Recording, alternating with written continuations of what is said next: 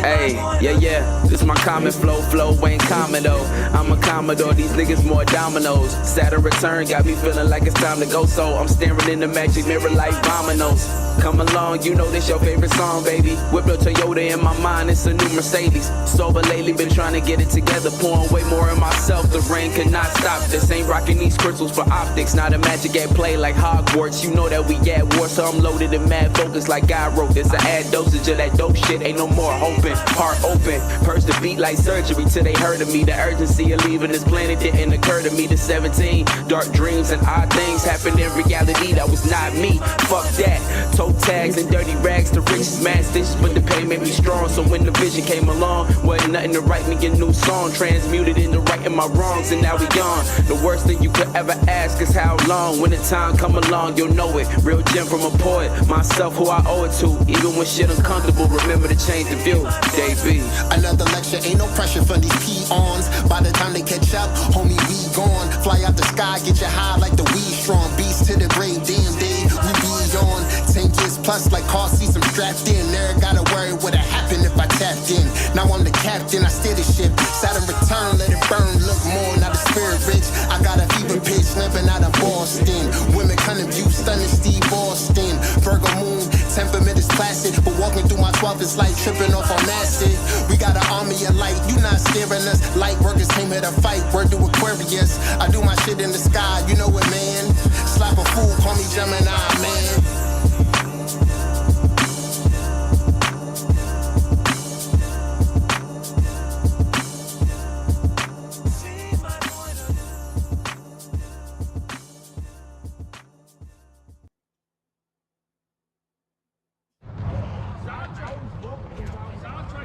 Nah, this should look good.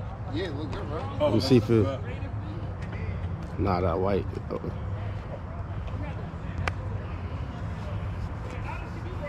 Rocking with your book bag on? Yeah. Backpack shit? Backpack shit, yeah, straight up. Hey. I'm on my business, I don't worry who I'm better than. A OG and the G is for gentlemen. I'm not a killer, but don't push me to the edge, yo. I never shot a gun, but I really can though. Blah, blah, yeah. Drop you on the spot, this the gun, report the crime. Act goofy to the cops, I don't live that life.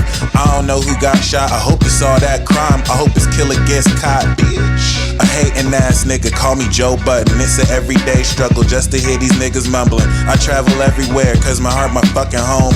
A real G, I'm moving silence like a fucking gnome. It's the fantasy, killing beats casually. The whole game a travesty, and I'm the GOAT actually. It's the king, bow down to your majesty. Your favorite rapper, whole style is a fallacy. I'm not from the streets, I rep the burbs. I'm not from New York, I'm representing Jersey. Thinking that we soft cause we looking like nerds? Nigga, fuck what you heard.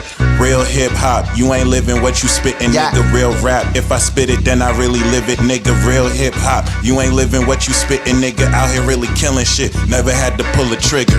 Jersey God in the building, the chopper looking proper. Sounds coming off of the rounds, smoking like a roster. The shit I'm toting is golden, quarter bro Oscar. The beat is acid, the flow is ayahuasca. In this game of life, work hard and move steady. Be careful of the crown, it's known to be heavy. Get turned soon, diamonds are forever like perfume. It's true, 2 Geminis with earth moons be illin' it. Freddy to Jason, how we be killing it. Shorty threw that ass back, I started flipping it. All up in her waters, never will I falter. Guts rearranging, writing pages like an author. Nala Brown with the stars, yeah, I be reading ya. Catching flights in the night, word to Expedia. Yeah, walk around this shit like some flip-flops. Gemini dang, real shit, it's hip-hop. I'm not from the streets, I rep the burbs. I'm not from New York, I'm representing Jersey. Thinking that we soft cause we looking like nerds? Huh. Nigga, fuck what you heard. Real hip hop, you ain't living what you spittin', nigga. Real rap, if I spit it, then I really live it, nigga. Real hip hop, you ain't living what you spittin', nigga. Out here really killing shit, never had to pull a trigger, nigga. Yeah.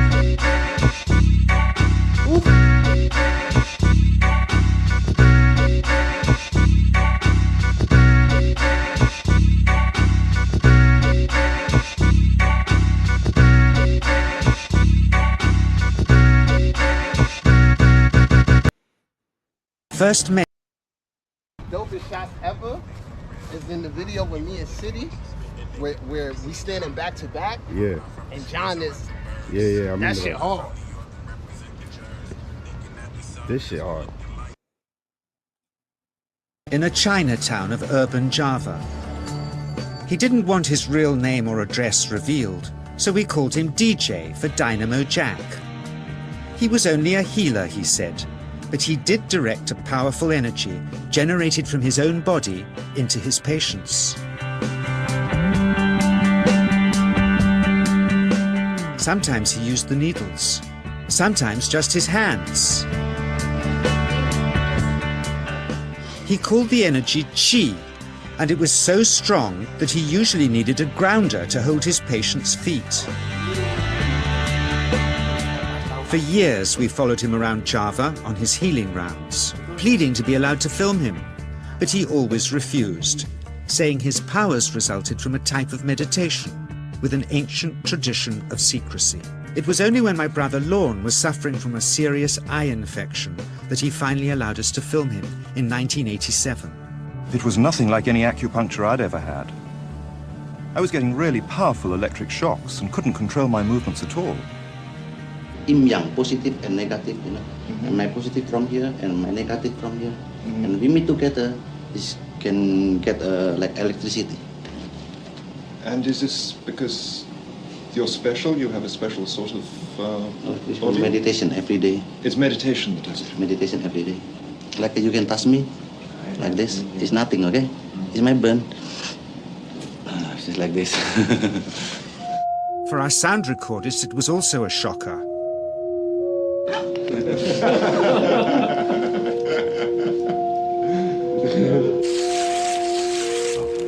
He then took our newspaper outside and showed us how Qi can also be used to set things on fire.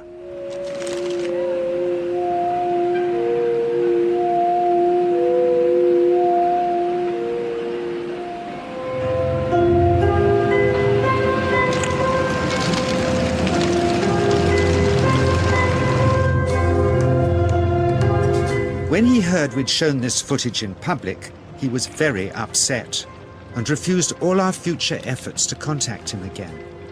As the years passed, we sadly resigned ourselves to never seeing him again.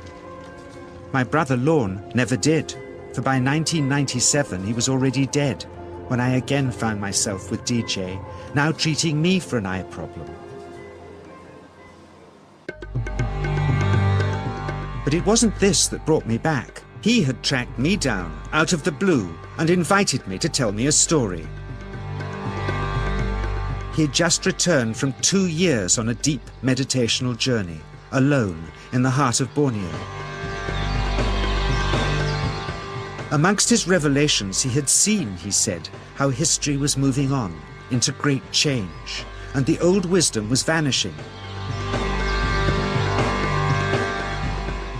So he'd called me back to film just enough of him to remind us that we all have undreamed of powers sleeping within us, and that there's nothing special about him except for his training in waking them. Grounding this patient, my cameraman Joe is having to use all his weight to keep contact. The Qi is pushing him away. He seems able to control the amplitude of this Qi, like a dimmer switch, and it causes uncontrollable responses in the patients and their grounders. I can barely keep my hand on you. It wants to fly off. The electricity is so strong. This mother unwittingly grounds her child. He won't sit still, so she's asked to hold him and grin and bear it. Sometimes, signs of this passing energy can be seen in the transmitter too. This Qi stuff is only the surface, he says, of the real adventure beneath, in the meditational technique.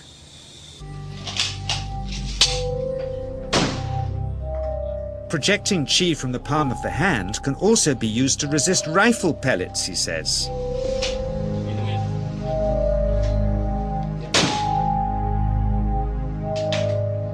First, you learn to distinguish between yin and yang qi in your body. Then how to pool it in your navel chakra.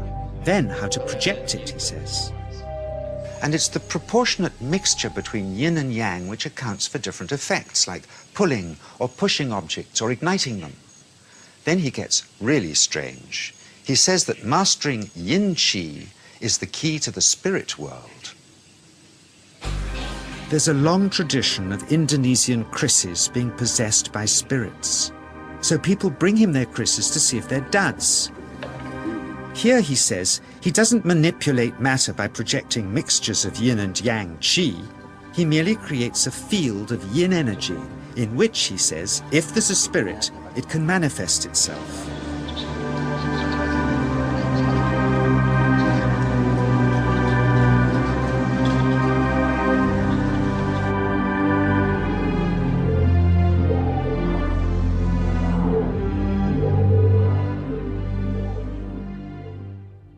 So I invited a small group of scientists back from the United States with measuring equipment to test if DJ was for real. And if so, where might this energy belong on the electromagnetic spectrum? Catherine Cook, CEO of the Mind Science Foundation in Texas. Dr. Roger Nilsson, a Swedish medic and international racing sailor. Dr. Greg Simpson, a physicist from New York's Albert Einstein University, and Andreas Polak, one of DJ's Australian students. The visitors are confident they'll uncover him as a fraud in no time. Greg is the first guinea pig, and he's uncomfortable about showing that he can feel anything at all. Dr. Roger doesn't know what to expect.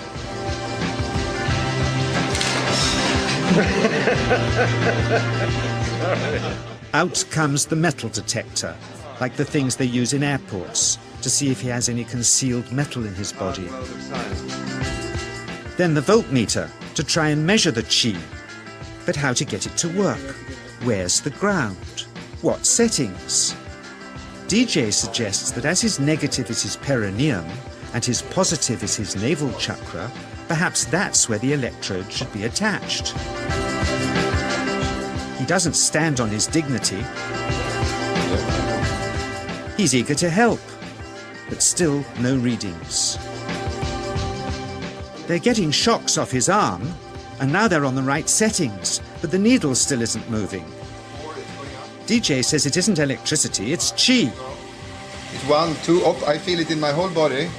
I feel it at 3, 0.3, I feel it in my legs. Shit, But suspecting there's some tricky setup on his premises they can't find, they insist we all go to a randomly chosen hotel room several miles away to see if he can light a light bulb with his fingers.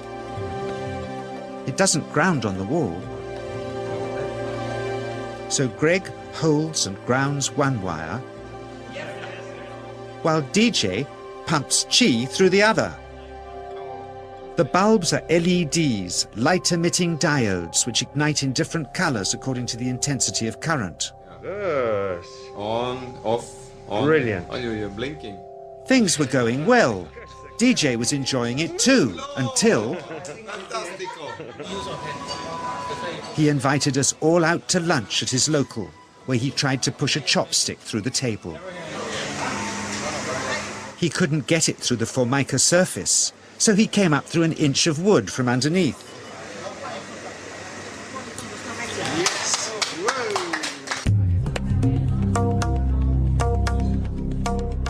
Not only did he draw his own blood, but a chopstick splinter had caught Alison here between the eyes, drawing more. The incident was laughed off apologetically, but next morning he was a different man, drawn and upset. He said he'd been visited all night by his long-dead master, raging that he'd broken the strict taboos of his sect, never to show off in public and never to cause harm or draw blood. He felt deeply chastised.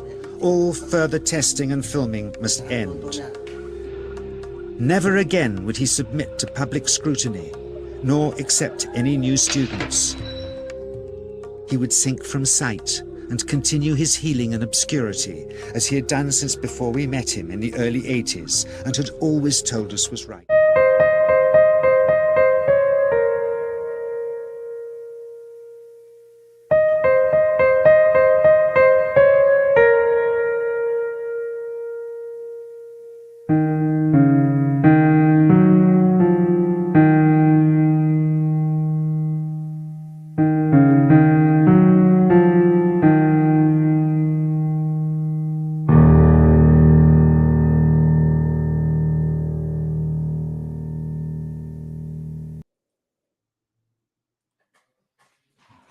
Boom, bada bing, ladies and gentlemen. Welcome to your motherfucking transit talk. This is the motherfucking peace dealer. And we are going to be talking about this Uranus and Taurus transit. We have effectively activated this new moon in Virgo. We are implementing these new behavioral patterns that are integrating the evolution of our being. And now that hopefully you're a lot more excited in this just new discovery of excess potential that is literally unimaginable if we think that Saturn and Neptune in Pisces are doing more than crystallizing this expansion. I'm going to show you how in this transit talk, this Uranus retrograde in Taurus is over like decades, if not centuries, in the making. And I feel like once you see this, you will gain an unprecedented understanding of how revolutionary you just living and breathing here on this planet is. All right. I wanted to show you this John Chang video because despite what the education system has conditioned and lied to you throughout your whole life, and the government is actively suppressing, and then you have certain intelligence agencies, traditions, and just groups that have kept this secret for ages, quite literally for ages. You have more than just the ability to induce a change in your perspective through your imagination. Given that nothing in this 3D dimensional reality is real, local realism is fake. It is not real. The whole notion that, you know, if you're not perceiving this, that it's here, it's not real, and it's not here. Okay. So yeah, not only do you have the ability to use your imagination relative to your physical vessel as a vehicle to bring non-material energies and experiences physical. We can call it engineering. Some people call it magic. Some people call it praying. Some people call it manifestation. Some people call it the placebo effect. Whatever the fuck you want to call it, you can literally use any word that you want. But your body, through the electromagnetic biofield, or whether you call it chi, or whether you call it ki, or whether you call it two lizards having sex on a desert, you really can call it whatever. But objectively speaking, you can generate current through your body. Okay. Activating the yin yang, negative, positive, with your mind and body. Basically, you can generate an electric current, and every single person on this planet Earth has the ability to harness what One Piece calls hockey, Hunter x Hunter calls Nen, Dragon Ball Z calls Ki. Everyone has the ability to do this, but not everyone does this. Most people have lived their life unawakened to this. I am going to show you mathematical proof how that dynamic was not only generational, but this specific period of time right now is marking a revolution of the individual, where throughout infinite ways of people to come into this information, just like you summoning me so that I can just reawaken you to this knowledge, right? You, along with millions of other people, are in Hunger Games fashion, ironically, awakening your supernatural and spiritual gifts. It is a flashy way of saying spiritual gifts. In its most simplest terms, You're reawakening supernatural senses that enable you to induce greater enhancement of your physical and mental function just by your own force of will alone, and your ability to be your ideal self through this physical construct relative to the causal realm of existence where your ideal sits in the astral realms. Let me translate that. Your mind is a vehicle through the dream world so that you can bring your dreams to reality. And the reason why this is very, very, very, very, very, very, very, very, very, very, yes, Claudia, you can send anything you want to my Cash App. The reason why this is very important is in this reawakening of your supernatural senses, this is pretty much the last stage that you are necessarily having to go through so that you can move forward post 2024 and 2025 enhanced. Let me actually explain this one more time again. Millions of people all around the world are awakening in their own ability and way, the ability to harness their unique soul signature through the essence of their spirit. And this is going to open up new unique power systems that, relative to one's generation, will influence the potency. Think of a zodiac sign like a basketball team. You have the 96 Bulls team, but you also have the 2003 Bulls team. They're not necessarily the same, but they represent the same agency. Just like Gemini's born in 96 and Gemini's born in 2003. Geminis born in 2006 or 2003 have energy that is different than Geminis born in 93, but they all represent that same unique vibration. We're all a bunch of smart motherfuckers that talk shit. But of course, the graduating class of certain different years are going to be different. This is kind of how you want to look at the power functioning system that we are reawakening as a humanity and a collective. Your superpower is that no one else is you, and like your spirit has a unique soul signature, which produces a unique ability. And now, relative to the deconstruction of this simulation, where these motherfuckers are literally laughing at you by showing you wish.com versions of aliens, because they know that if full disclosure actually comes through, you're not paying taxes, you're not paying student loans, you're not going to work in the morning. And this matrix is very rapidly crumbling. Many of you read the manga, so you already know it's bullshit. But some people didn't read the manga, and it is what it is. You can call them NPCs, you can call them whatever. Really, this is just whatever languaging you're using in this shared virtual reality MMORPG that we can call life forever, whoever knows. But what I do want to make clear here is relative to your ability to actually harness your spiritual energies. Your body produces a bioenergy relative to the natural physical function that enables your brain to shoot electricity and your heart to shoot electricity relative to the trillions of cells that each have voltage and potential and the current that flows through your body. You can weaponize, utilize, and enhance every single facet of your entire life just with the utilization of your mental energy, mental force. It's not as simple as just forcing things with your mind, because your entire life you have been doing this unconsciously. So what Uranus retrograde in Taurus is preparing you to do now that you have activated new behavioral patterns that hold the space for you to be your most perfect self, if you really want to say that, this is reawakening your supernatural senses so that at a consciously incompetent, or rather an unconscious competent way, you can pretty much harness your energy to do whatever you want. Okay. This is enabling you to do at will what you've been doing unconsciously your entire existence, your entire life. Maybe you've had past lives where you've awakened this before, so I can't say your entire existence. Marvelous. Welcome to, of course, the Eternal Vibe Tribe. All right. Welcome to the gang.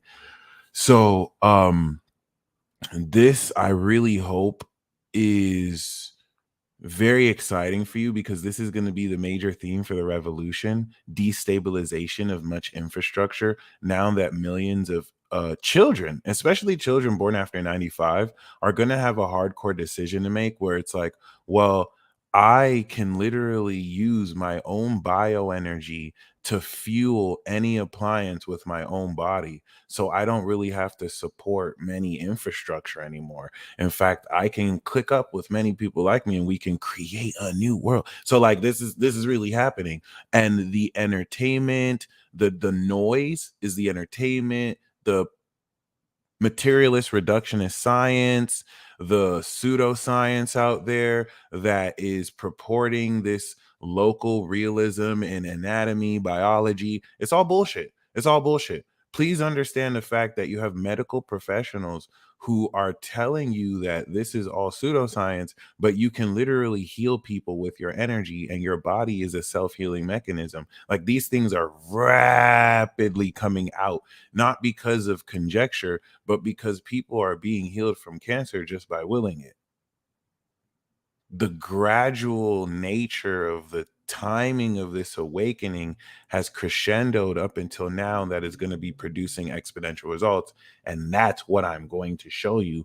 This is going to blow your mind. At least I hope it does. Okay, so you want to have in your mind that by the end of this Uranus retrograde in Taurus, your supernatural senses coming out of January will be reawakened. And this is going to enable you at will the in alignment with the awakening of humanity saga and arc over the next 20 years, not only prepare you for revolutionary war that's going to decide the fate of literal humanity.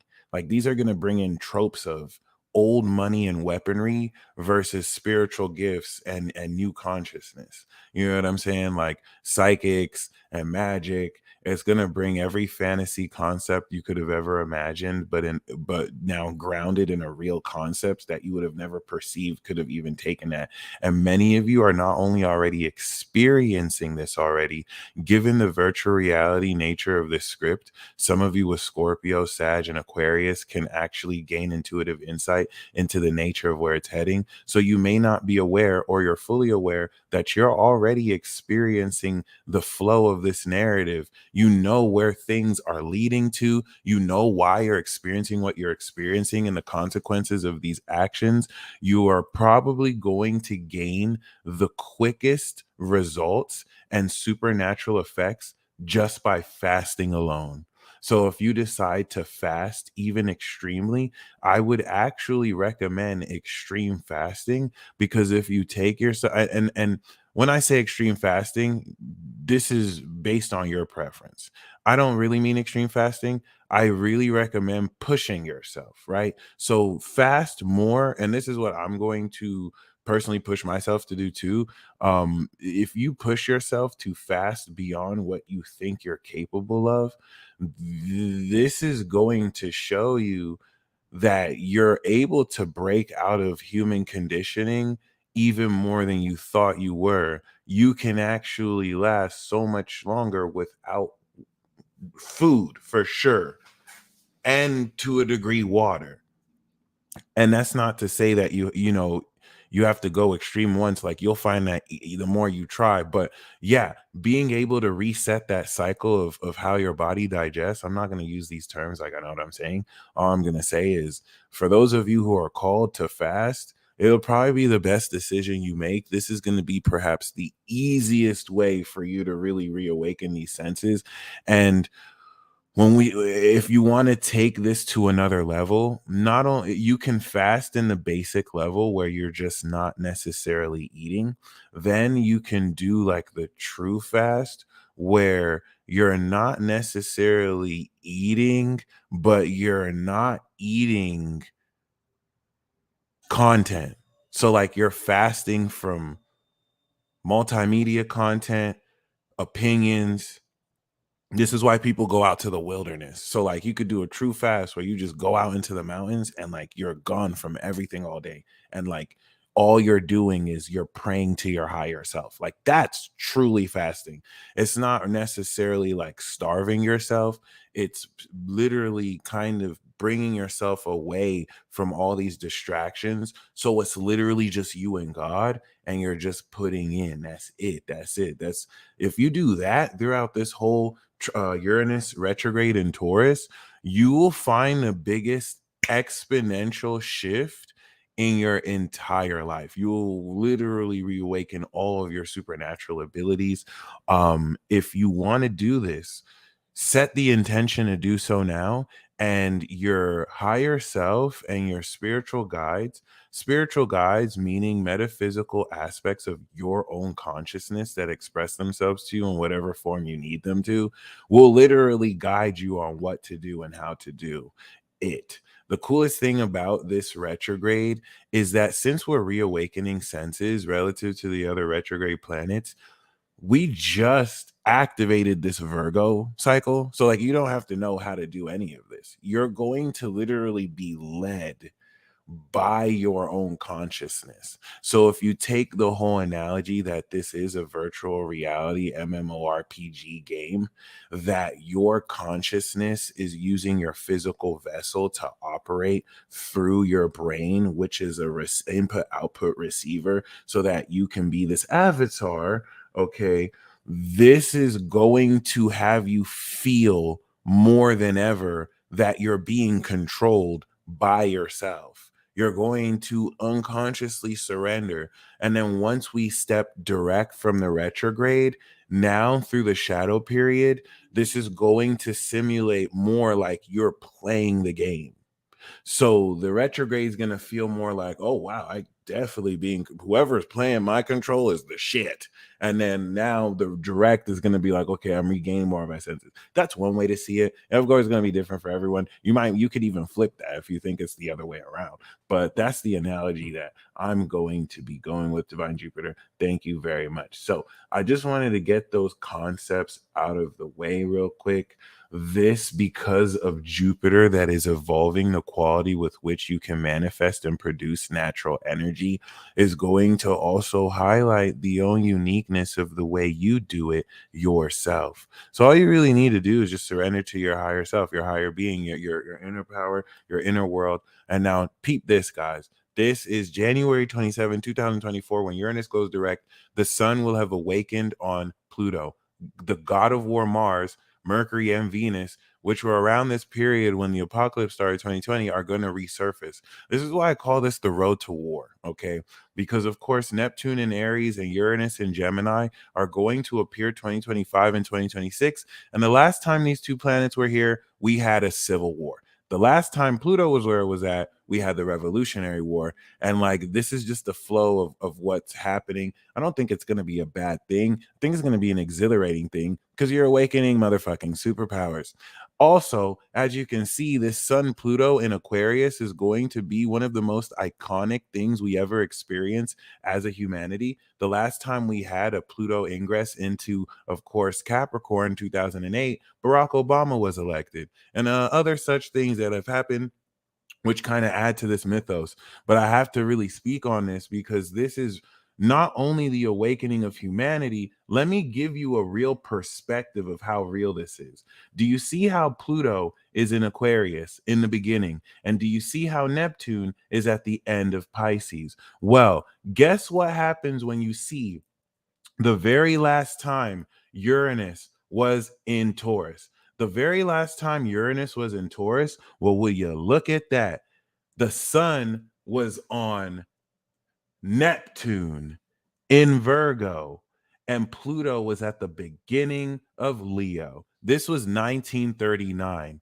And now, if you go back another 85 years, that was a previous cycle and another previous cycle. So let's just talk about the previous cycle. We, since 1939, have now reached a full opposition of Pluto and a full opposition and harvest of Neptune. The best way that I can really speak about this relative to the cycle of souls since the 30s that have really incarnated since here, if you think about the genetic lineage and the strengthening of your DNA sequence, which now compounds all of the abilities of your ancestors and their past life abilities and powers as well, and everything that you inherit genetically, we have reached the exponential compounding stage to where everyone in humanity is awakening. This is why I want you to get excited here. When Pluto was in Leo, when Neptune was in Virgo, this was at that peak period where all these mysticism and all these teachings had started to more than ever come out of secrecy and hiding. So like there would be that one person who mastered chi manipulation out of a unsuspecting billions of people who couldn't do it at will. And of course, throughout time, that one person ended up teaching a school, and the students from those schools ended up teaching a society, and those societies ended up ingraining their own wisdom. And that's what has led to now this collective awakening. I am just describing 1939 around World War II to this period. Now that Uranus is back in Taurus, and look, what do you see? We see everything in its opposite. This is why I'm saying, guys, this is the road to not only World War III, but also Civil War II. Civil War II, World War III, I call it all gang war, but it is what it is. The reason why this is going to be the war of all wars, the Great War, is because this is the first war that incorporates a practically applicable function of supernatural abilities in ways that you're not going to see televised, because the way the media functions off of is illusion and lies. They tell lies to your vision. So this is the proverbial lesson of making sure that with your own spiritual energy, did you know your spiritual energy gives you a link to unlimited consciousness? Okay. If you really understand that energy and God is really just itself as a frequency experiencing itself through all of us, then this is why Jesus Christ was saying, once I resurrect and I bring back the spirit, you guys are going to be able to do miracles that are greater than me.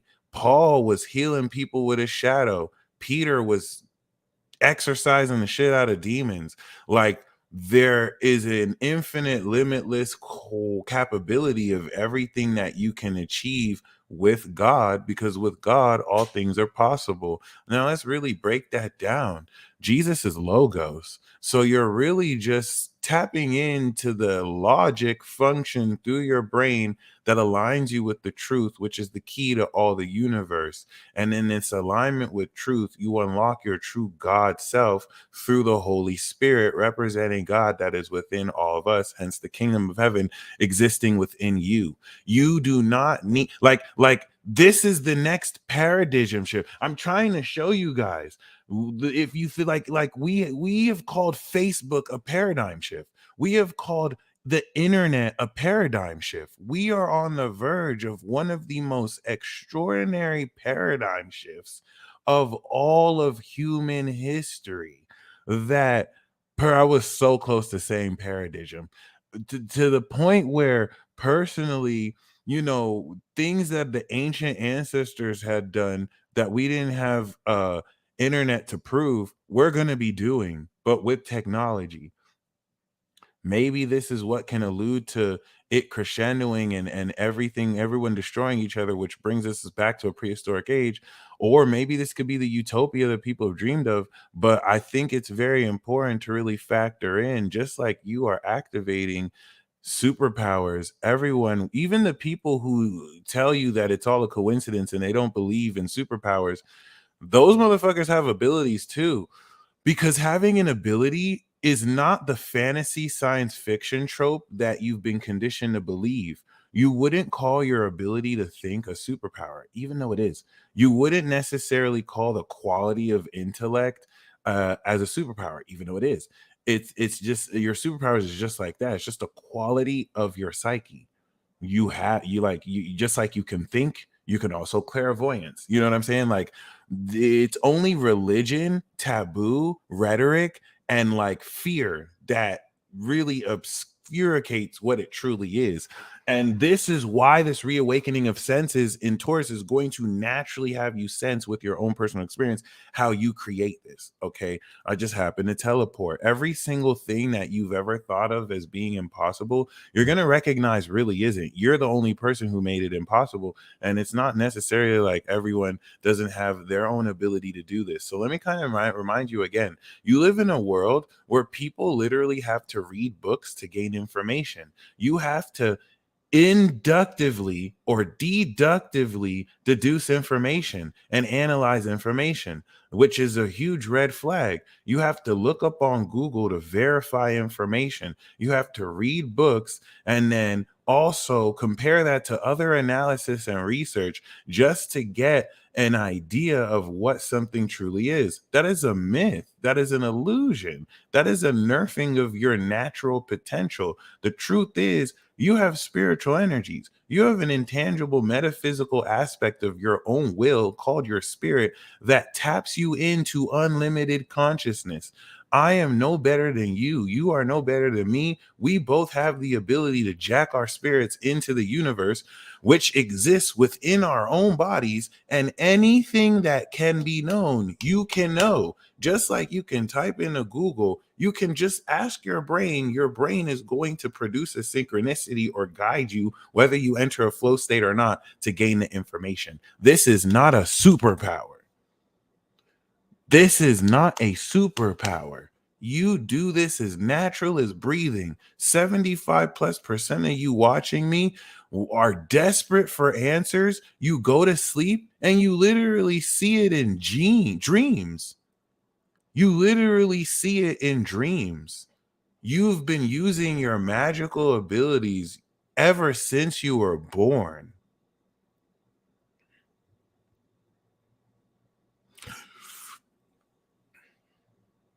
So there's a fundamental flaw in the way people try and unconsciously nerf you when they presuppose that you do not have the answers within you.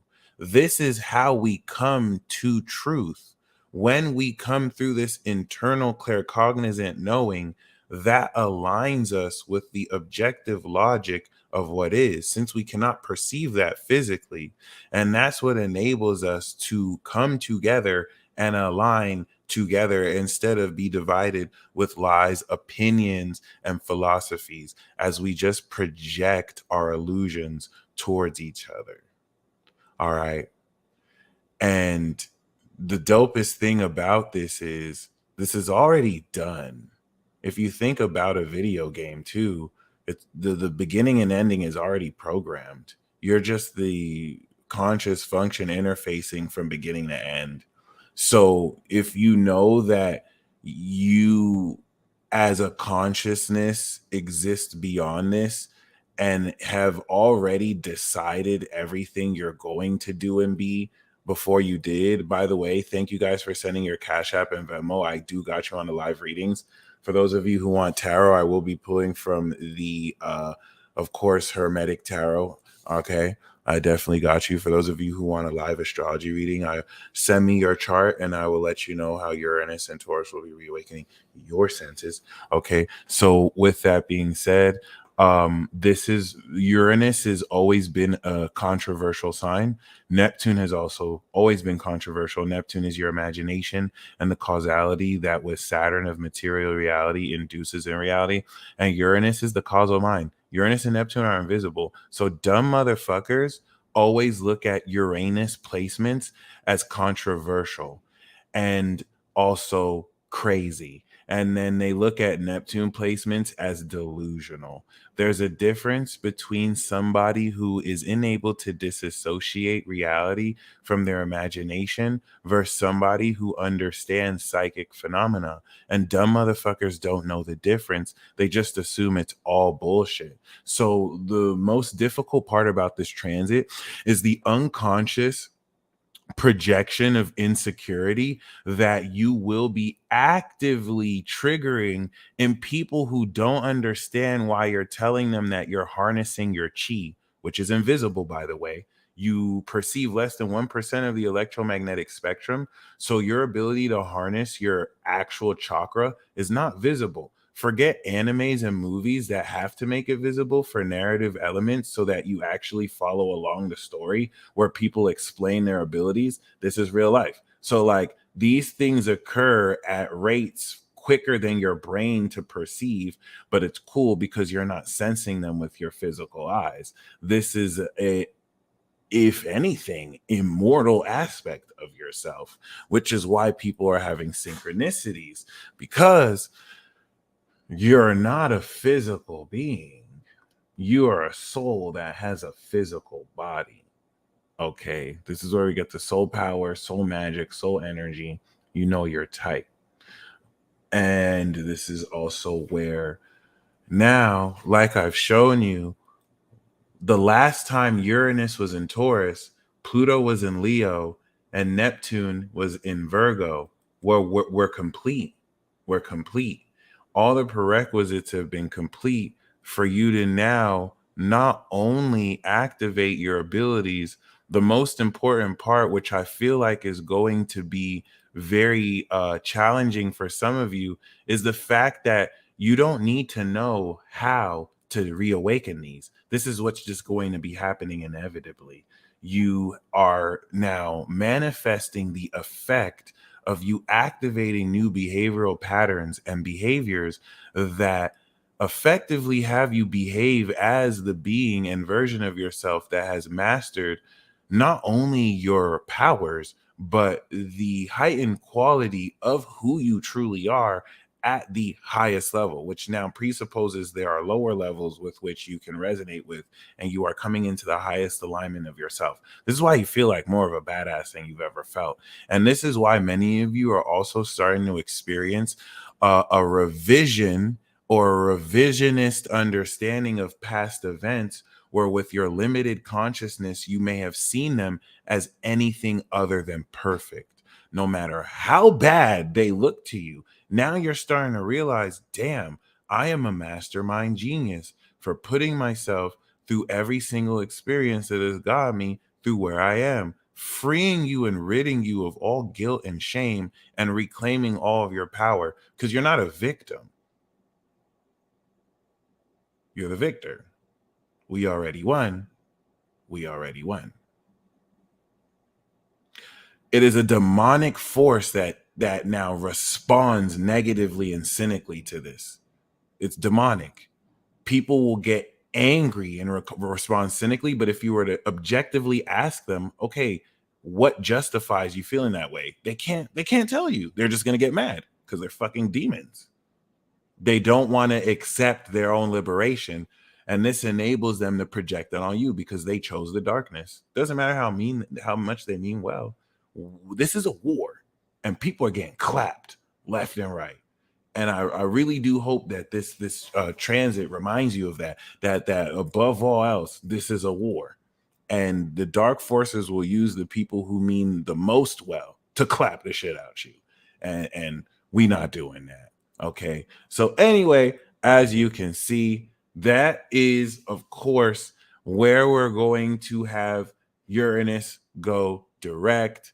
And now relative to that, Uranus, of course, went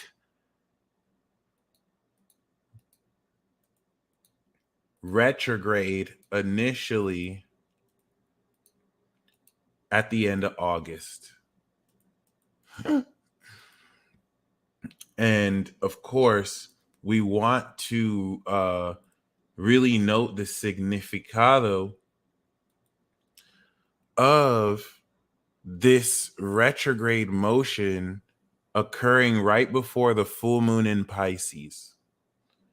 Okay, because of course at present, now with the moon in Libra, where Mars originally was, King Kung'sing the moon, and Mercury being where the sun was, is now activating the fulfillment of the harvest of this change of behavior. It's a fancy way of saying that now you're going to be noticing the reawakening of these supernatural senses in very oddly and uncomfortably real experiences that smack you very deeply in the face every time, just to remind you of the fact that you are not really here. You're not really here, by the way.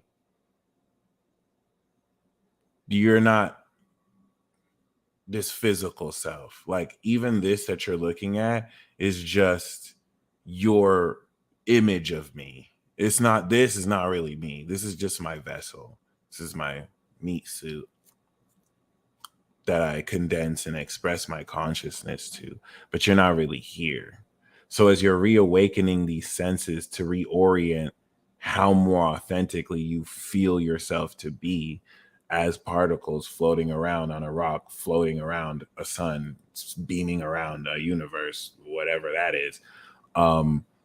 This is, of course,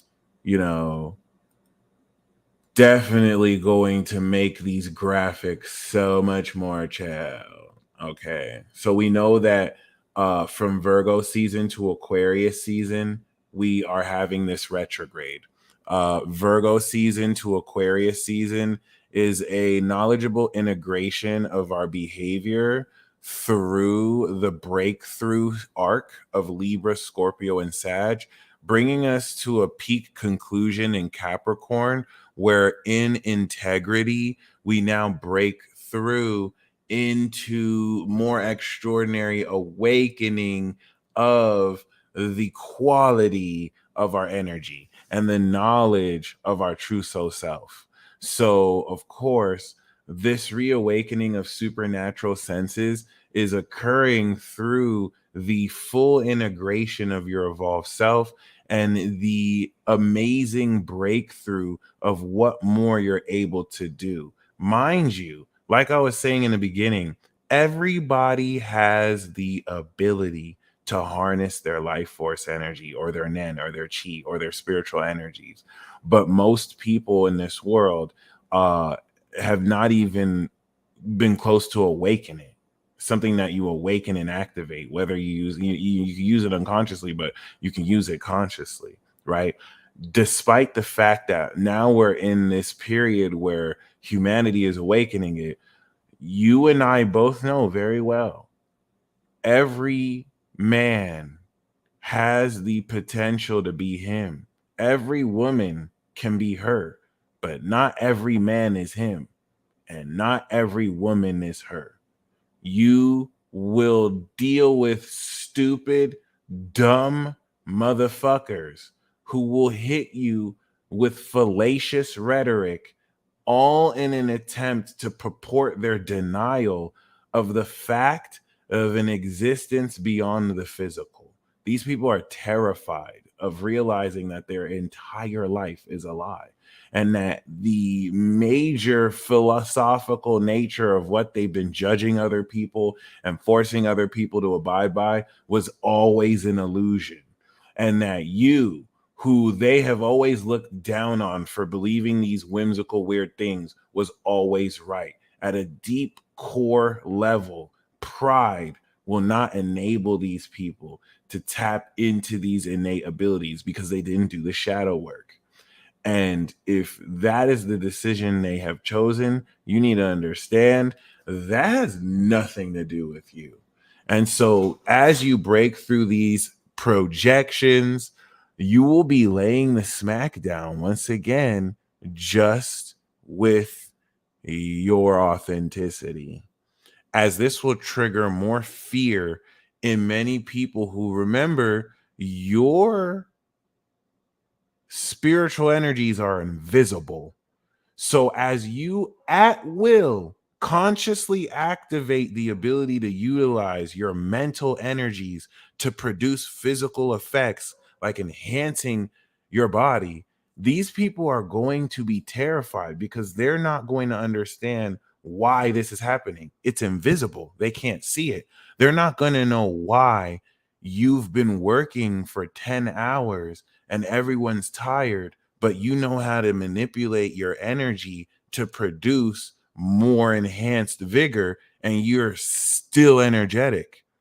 They don't believe in all that chakra bullshit, but they don't understand why you have energy for hours when you're just using a basic application of chakra manipulation and Haki control. Your body is the physical manifestation of your spirit, condensed, of course, at this lowest frequency. So The coolest thing about this transit is the way in which you reawaken these senses and the way in which you actually understand how you do this is going to be amazing. And like dreaming with Tess is going to be as unique as you are. And like dreaming with Tess said, a lot of people need drugs just to get on the state of mind that you are naturally. Like those should not be the people who are telling you what to do. Those should not be the people who are influencing the way you what you think and what you believe. Okay. Just like the people who are fact checking you online who believe that men can breastfeed. Those are the people who are telling you that your facts are wrong. So, just something to keep in mind. Now that we've established that this is occurring from the analysis Virgo season to the celestial knowledge Aquarius season, a lot of the breakthrough arc is what's really going to drive the progress of how you experience this. So basically, what Virgo season did is fully express the initial physical experience of you reawakening your supernatural senses. This is at a very practical level, bringing to a ninth house awareness to the sun a physical, philosophical, real quality of you sensing psychic phenomena, predicting things. For example, my prediction ability got sharper because I have a version of observation hockey. Remember, everyone has the ability to use hockey or ability. So I have been using my spiritual energies to precognitively predict events that will occur before they happen. I brought back my prediction series. At the very same hour that I predicted a breakout new artist will pass away, a breakout new artist from Nigeria not only passed away, but they had posted that on his account. So, like, that is a direct application of my psychic senses to trigger some sense of non-locality, because he might have already have even passed before I made that post, but I somehow knew that happened. That's not some fantasy ability. It is just a natural basic function of the intangible nature of my spirit that is able to still sense while I am physically here. Science calls that science fiction, but it is as natural as breathing, and your 5-year-old kid is probably doing this right now. Okay. This is why this is very controversial, because this triggers a very frustrated response in people because it shatters all the preconceived notions and false presuppositions that they've always had. And your man's always comes bearing receipts. Okay. So for those of you who do not follow me on Instagram, and maybe you're just not hip, I'm really not lying. I really did predict this for real.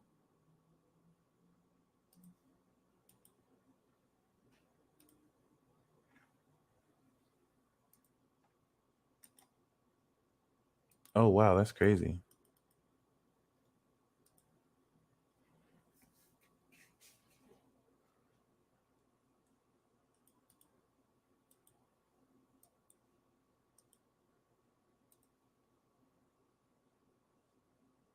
12th of September. Boom. 12th of September.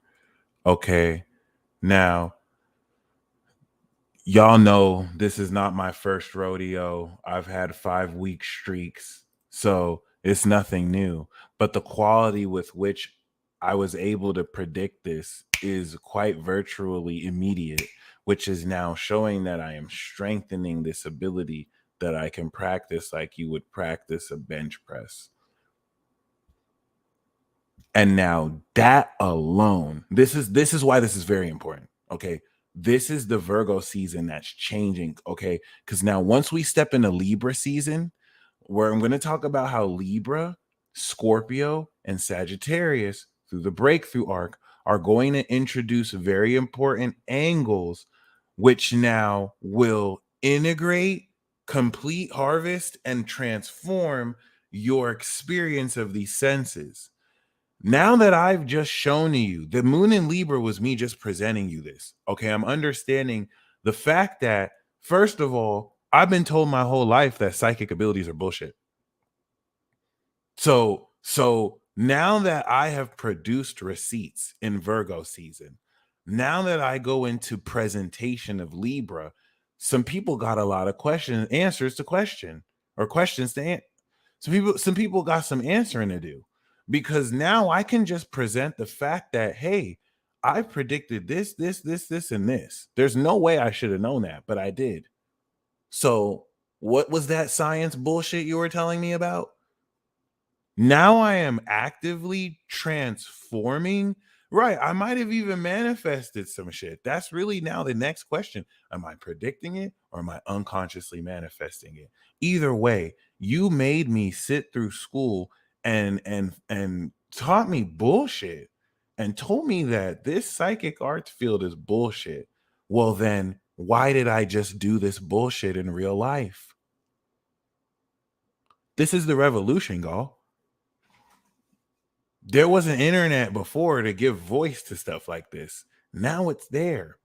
Like realistically speaking, if I'm on live national television right now in front of Bill Nye the Science Guy, who said that it's not worth it to pay astrologers because it's bullshit, what will he say if I present him with that receipt? The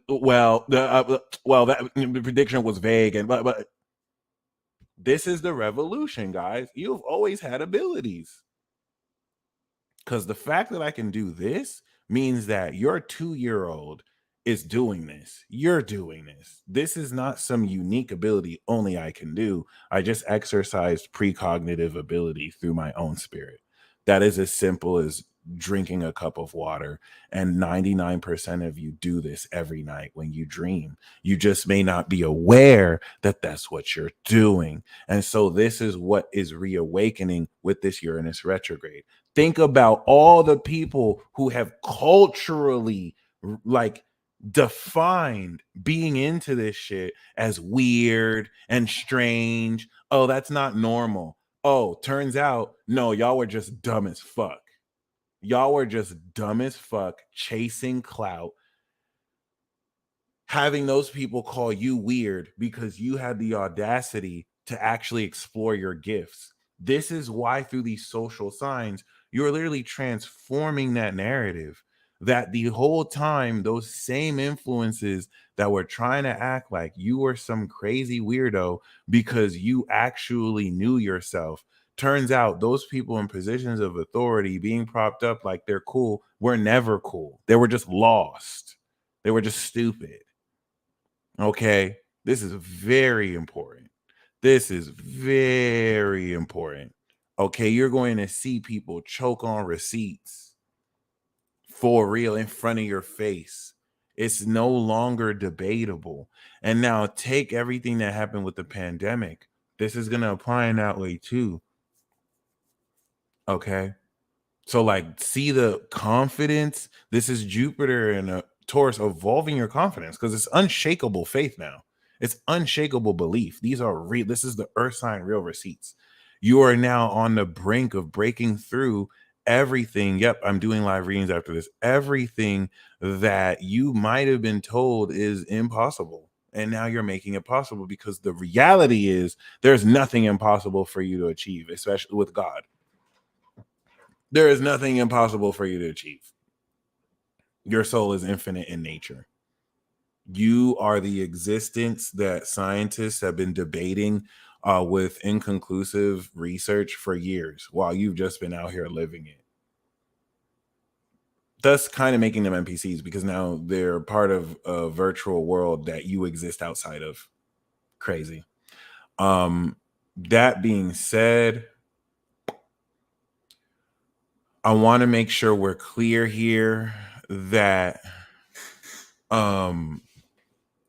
this Virgo season in its trine to Uranus retrograde is the full expression of your awareness through your physical senses and experiences of this reawakening of these senses. It is the beginning of you in activating these new behavioral patterns, seeing the real quality of your supernatural body and senses. Okay, cool. Because now once we step into Libra season, right, we now see this translated into Libra season during the opening King Kunks. Now, this 1, 2, 3 month breakthrough is very crucial, guys. This is the downloads coming in fast. So, the first part of this post Virgo season is this first King Kunks. This is going to be after the new moon eclipse in Libra. This King Kunks right here is going to actively transform how exactly it is you walk in public. Okay. Remember what I called this, guys? And I didn't call this. This is actually what we all called this. I'm just expressing what we have already decided, like beyond years ago. Here, isn't that crazy? This is the I told you so tour. This is why a lot of you are going to become villains, because you had the audacity to tell people that you were right. Like some of you aren't going to really do anything villainous. The reason why you're going to be called a bad guy is because you're directly or indirectly going to be like, I told you so. I told you so. I told you so. I told you so. And I want to really explain here how the presentation and the expression of the Virgo receipts through Libra initiates breakthrough.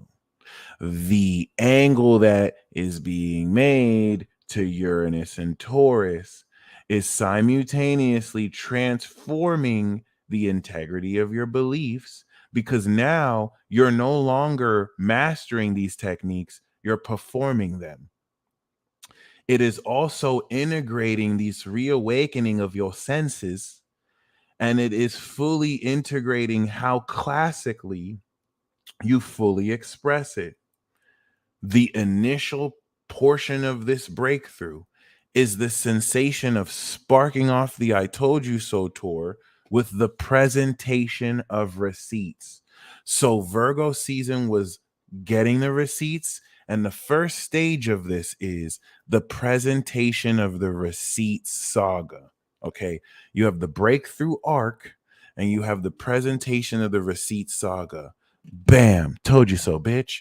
Bam, told you so. You what? Psychic abilities aren't real, bitch. Receipts. You said, you think that receipts. Boom. You said I couldn't run an 8-second 100 meter. You said that's impossible. Boom, bitch. 7 seconds. Like this is it. This is it. That's why Libra season is going to be so controversial. This eclipse is going to literally take every relationship you've had over the past 10 plus years, transform that shit. You are presenting the receipts. All we make is hits. All we make is hits. Number one on the charts. Okay. Number one with the hits. Swagging with the drip. And I'm always on point. The flow is the shit. All right. Shout out to you. You know exactly who you are. All right. Changing the game. Alchemist. Let's get it. So it is, and that's the best part, y'all. It's happening. All right. This is one of the most crucial parts. The Chiron opposition is what's going to really adjust how vulnerable you hold space and challenge yourself to really rub it in. Rub it in. Now, here's the thing.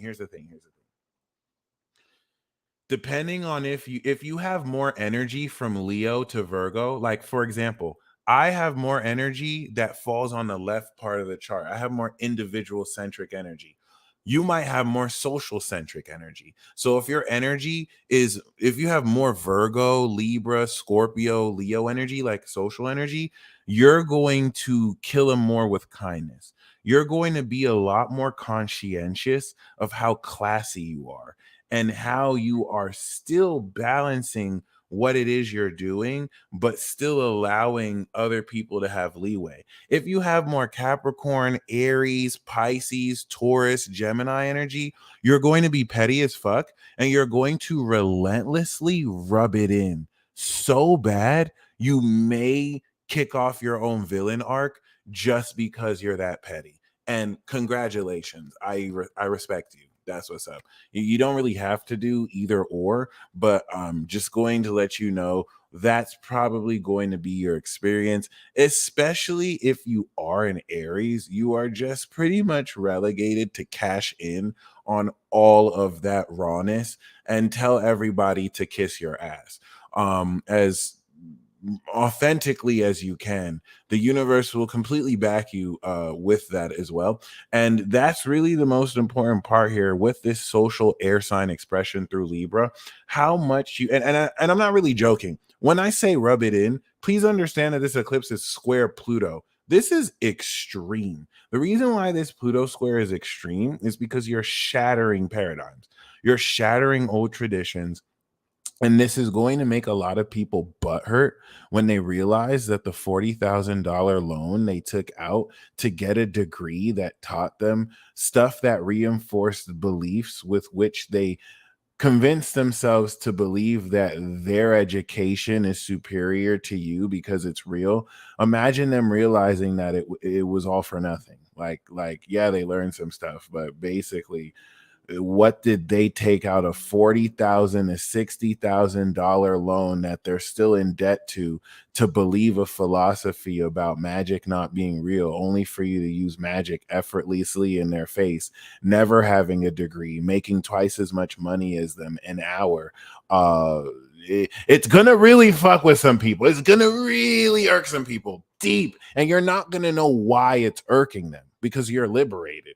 You realize their potential. You know what I'm saying? You know that they can create their reality. They have not accepted that yet. And so, some people are just going to be feeling dumb as fuck, like really stupid.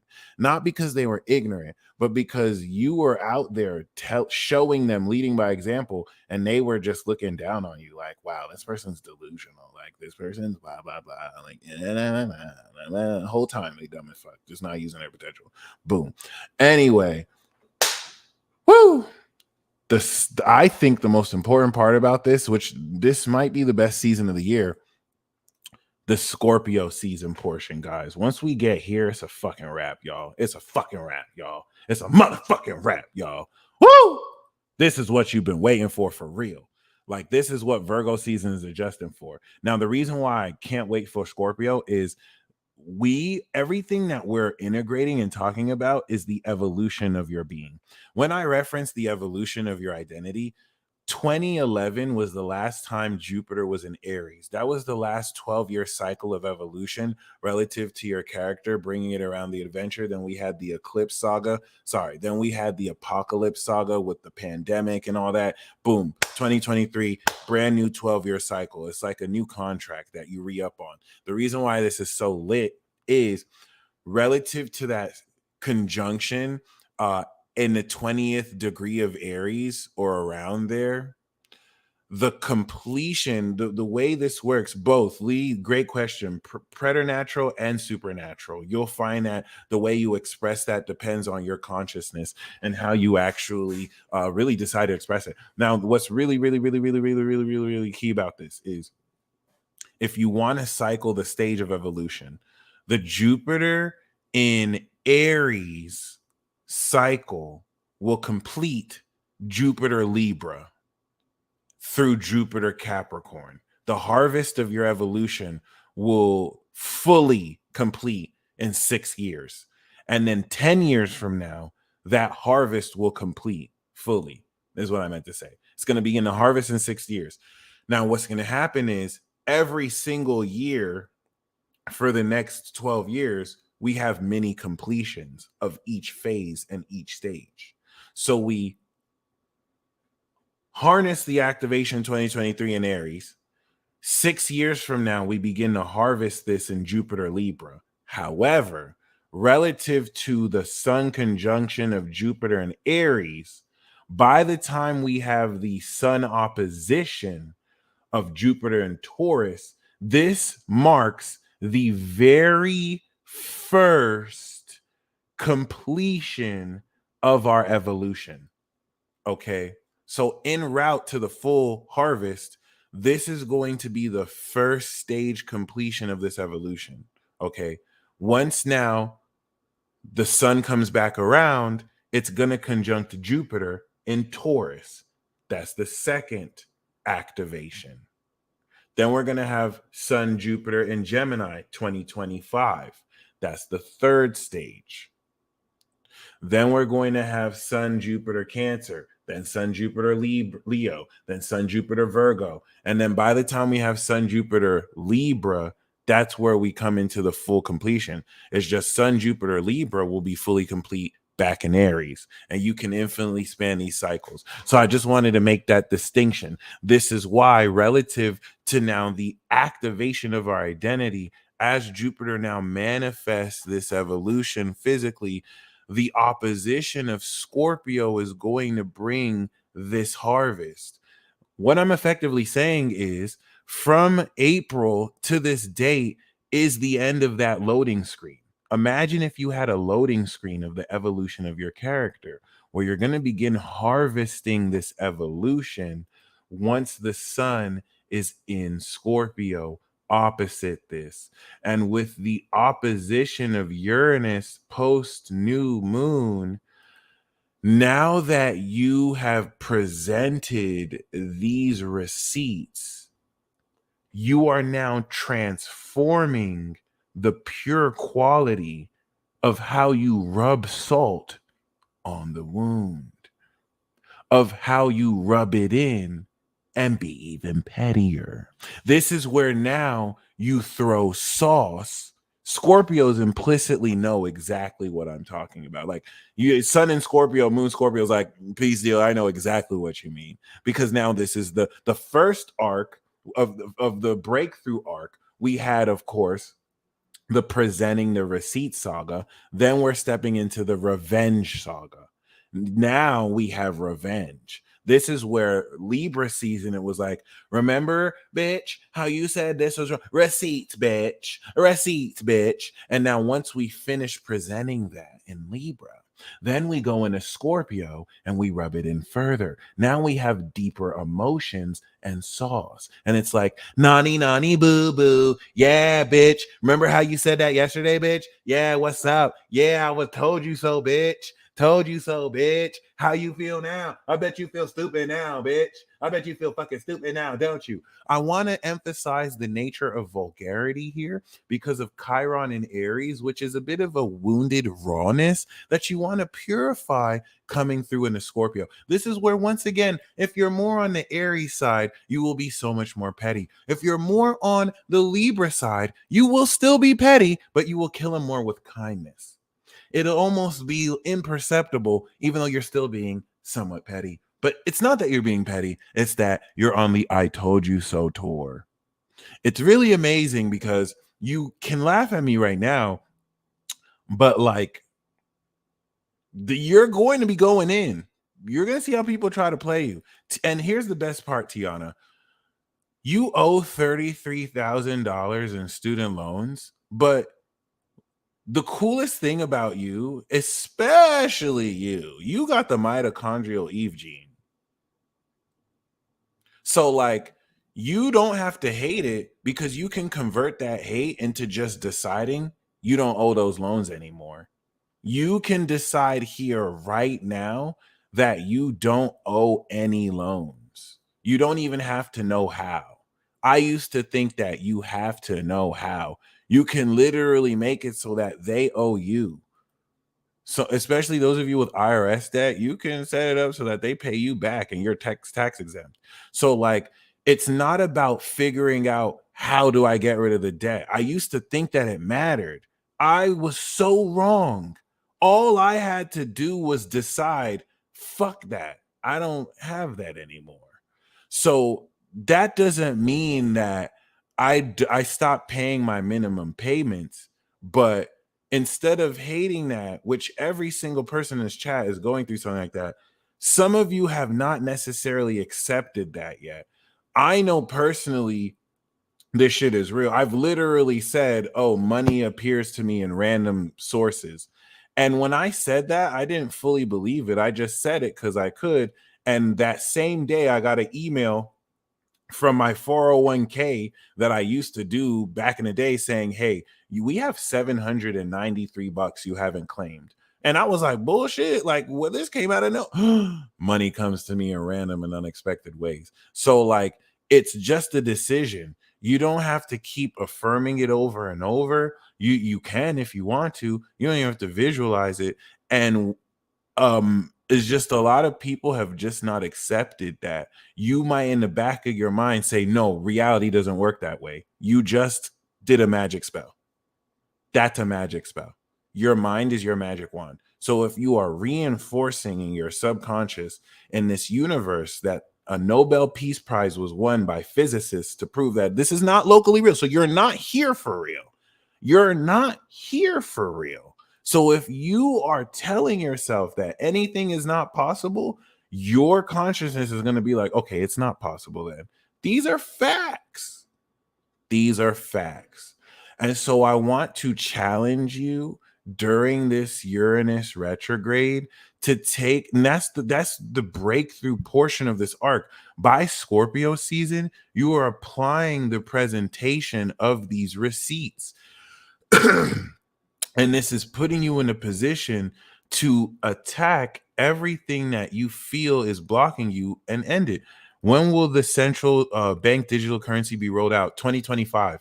So basically 2025 is going to be Saturn in Aries. And by the time Saturn is in Aries, we're going to see, of course, that Uranus will get ready to go into Gemini. And that Earth sign prerequisite is all the banks that have finished allocating all the physical money or whatever the fuck. And that's what's going to lead primarily into, of course, all of that. So that means it's already happening now. And it's a really good question that was asked, which is why I did kind of address it. But yeah, that being said, guys, I just want you to know Scorpio season is very significant because relative to the conjunction of Sun and Jupiter in Aries, it is going to be the very first time that the Sun opposes Jupiter since we've had this crucial activation. And this is where you're going to be fully aware relative to how much more confidently you deal with other people, because now you accept so many facets of your ability. For example, some of you are going to and maybe this doesn't apply to every one of you watching, but some of you are going to accept that at a functional level, you're immortal or retroactively immortal. What if some of you realized that you have the ability to bring yourself back from the dead, that you can practice the art of resurrection at an unconscious level? How would that have you approach other people? You wouldn't necessarily have this sense of inhibition that you have, especially if you realize that this is a mechanic you can bring into you or with you. Or some of you have the ability to consciously reincarnate and carry forth your memories. And some of you have actually done it. Some of you have probably tried to take your life and it didn't work. Some of you have gone through a state of near death and you've gained superpowers from it. Like, these are the psychological transformations coming through into Scorpio season that's going to deepen the psychological nature of how much stronger you move forward and also transform your dealings with others. The drawing from this Taurus energy is going to complete this reawakening of your senses by having you harness at this core level, okay, the potency and strength of your energy, okay? By the time we get to Aquarius season, this is what's going to complete that evolution once we come into, or the harvest, and this is where you're going to know how much you've evolved. So by Scorpio season, you're in the climax of it. The trine to Neptune is going to guide you forth with the most mind-blowing synchronicities now that you're more aware of your supernatural potential than ever. This is gonna be like, wow, now I know I can fly because I can levitate. But now Scorpio season is gonna make you realize, okay, you can levitate, but did you know that you can fly to the farthest heights of deep space? You're gonna be like, wait, so I can even go beyond what I thought was possible? Yeah.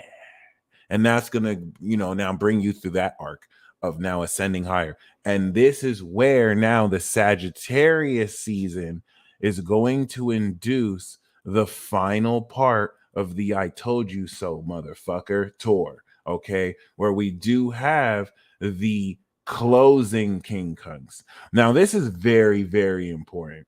Sagittarius season of this year, I think, is going to be super important because Saturn goes direct in Scorpio season, and that's going to functionally and effectively officially bring the beginning of the end of the world. Like, everything up into this point was just like another beta test. Like, hey, the world's ending. We're just giving you a sneak peek. Like, imagine if the apocalypse was a show and like before it actually aired, they kind of gave you a sneak peek. Coming soon on Apocalypse.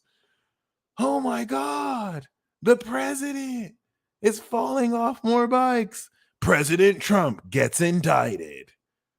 They find a wish.com alien. Stay tuned. That was basically the retrograde. And now once it goes direct Scorpio season, now they're actually airing it. Now we're actually seeing like everything they brought up into this point was a plot point. Like there might be aliens. We have AI. The president might go to jail. We might not even have an election. We might go to war. The world might be ending.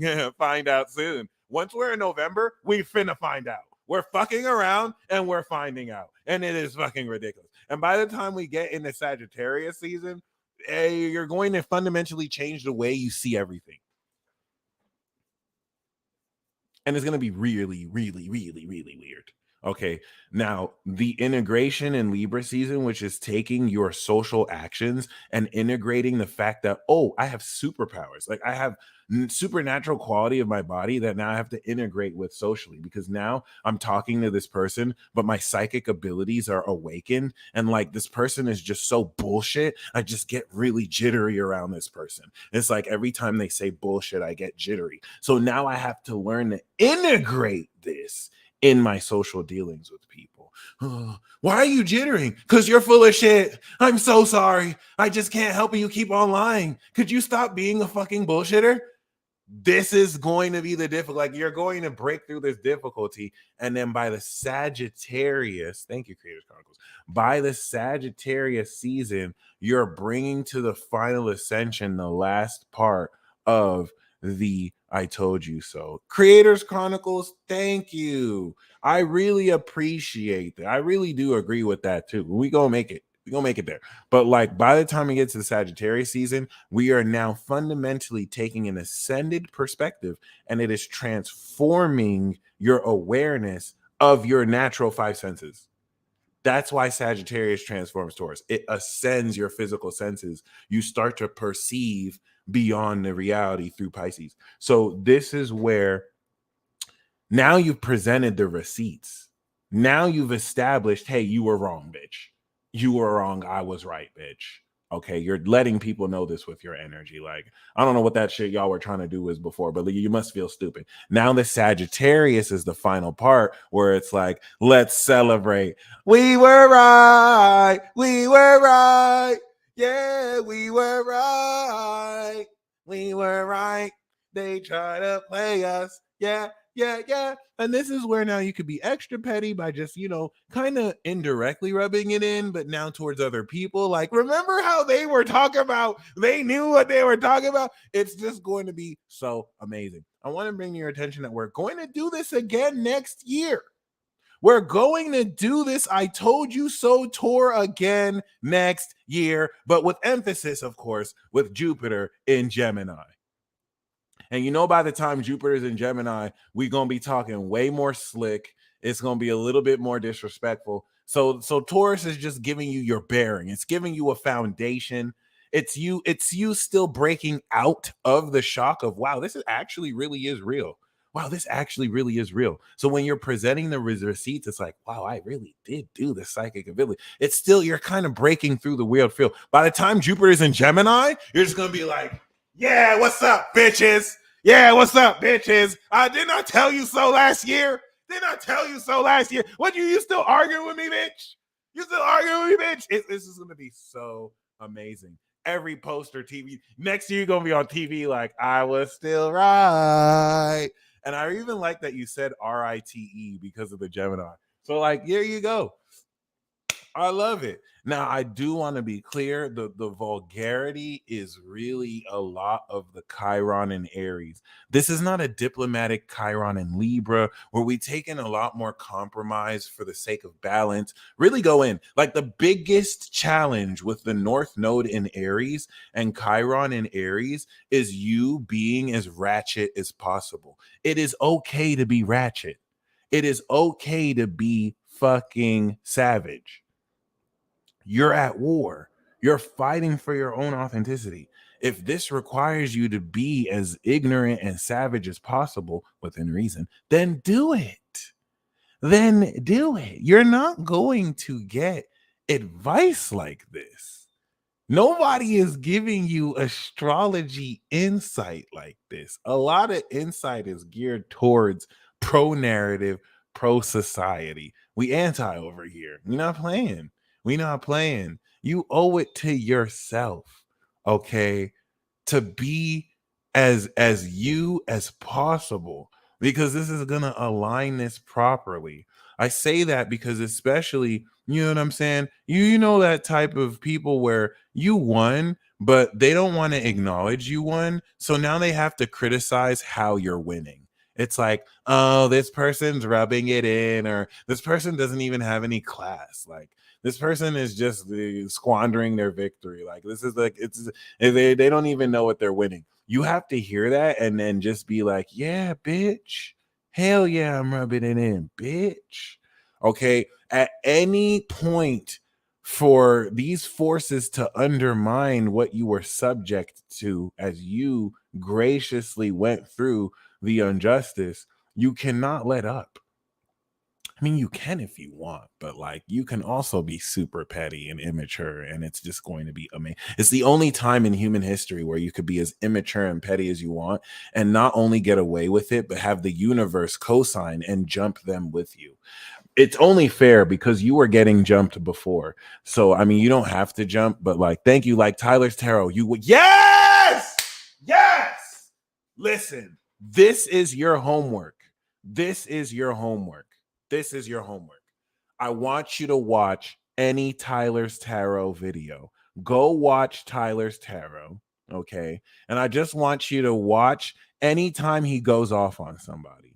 I want you to really study his mannerisms when he says, bitch, you're a bitch. That's why you're a bitch. Or when he just goes off on people. And now that's what I want you to do. I want you to be Tyler's Tarot whenever it comes to the I told you so tour and dealing. That's it. That's all you got to do. Just pretend you're Tyler's Tarot. There's only one Tyler. There's only one Tyler. He's really him. He's the one. But I'm telling you, you want to study that and try and ask yourself in any situation, what would Tyler do if you were in that situation? How would he react? How would he react? And react just like that. Now, the North Node is a challenge. He's an Aries, North Node's an Aries. It is a challenge. It's going to be somewhat challenging to maintain that, especially given the way these social dynamics and politics could be levied against you. But you owe it to yourself. Okay, you owe it to yourself to really go the extra mile and look out for yourself in that way. And by the way, of course, by the time the sun transforms this element of your senses and reinforces greater behavior, that's going to lead, of course, into Capricorn season. Capricorn season is going to conclude this by drawing out a full trine to fully express the utilization of what direction you crystallize this reawakening. So it's like basically at this stage, Libra, Scorpio, and Sagittarius are integrating, completing, and transforming the ascension of how you are breaking through this reawakening of sensing the supernatural and inducing the manifestation of your spiritual energies. Capricorn is now going to take all of that and show you exactly the usage of it, everything you can do with it. And that's what brings us to the beginning of Aquarius season, where of course we are at the direct portion in transit, and we come into this next cycle of awakening. Okay, so yes, ladies and gentlemen, I am very glad to assist you along, I think, one of the greatest revolutions of our time. And if you follow too much of the news cycle, they're not telling you shit. I hate to break it to you. If you really want to stay plugged into the true news, just go within yourself. There's not a single app or news source that's going to give you the true connection that your spirit isn't going to give you. So either you don't believe it's possible, or which means you don't know yourself yet, or you just haven't necessarily truly tapped into it yet, which means you're still coming to get to know yourself much better. And don't worry, because this transit is going to reawaken every single one of your supernatural senses, so that by the time it goes direct, we're getting ready for 2024, which is going to bring in the Jupiter and Gemini portion of evolving your mind so that you can step into now supernatural magic. So the 2023 portion is a lot of supernatural physical senses. 2024 is now expressing that in the form of an enhanced mind that can manifest more the magic of your word, and you could create more magical abilities. That being said, I am going to now do these live readings. All right. For any of you that would like an actual reading, you are welcome to go on my website. I still have, I think, 6 seats left of the Mars and Libra transit talk. And yeah, it will be half off if you use the discount code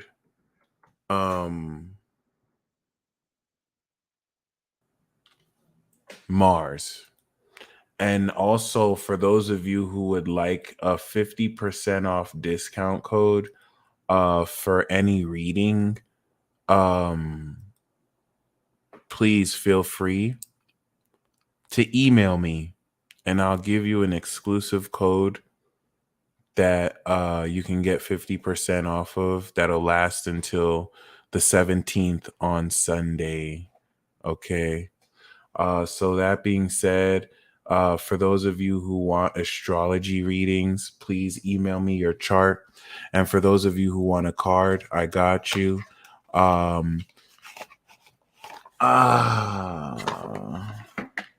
So if this will definitely be replayable, you definitely have the opportunity to watch this timelessly.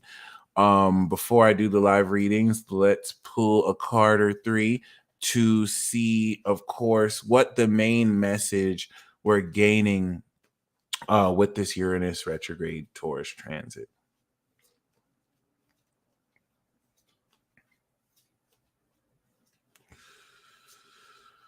So, yes, Black Liquid, $30 actually gets you 2 cards. So I got you. The underlying theme of the transit for you is the Magician. Guys, I can't make this up, guys. This is the Magus of Power. So, like, this is literally reactivating the most gangster awakening of your manifestation ability. This, let me just be really honest. The true purpose of this is instant manifestation. Like, the reason why you're having to go through this reawakening of senses and readjustment of your psyche is to align you to the point of instantly manifesting what you want. But the thing is, if you're unaligned with yourself, conflicting wishes and thoughts will get in the way of that ability. All right. So you being able to do that will do so. Preferences, not necessarily. Nah. I'm cool with whatever. All right. Oh, thank you so much for this, right? I enjoy thoroughly the opportunity to read their charts. I'm coming to love just interpreting anyone born after 95 and 2000. Like it's truly mind-blowing. And it gives me so much hope for the future. Yeah, y'all. In a nutshell, it's a lot more nuanced than this, but like this is preparing you to instantly manifest. And that's what's going to lead to Jupiter and Gemini. Because now, once you have naturally aligned your body and energy to instantly manifest, astro.com, Sapphire, astro.com, that's going to now lead to Jupiter and Gemini, where now you're creating new spells. Well, now that I can instantly manifest, what do I want to instantly manifest? That's the whole basis of 2024. So, like, this is having you really step into your skills and your abilities. The way you do everything you're already good at doing is going to really carve through your unique super self, your unique self.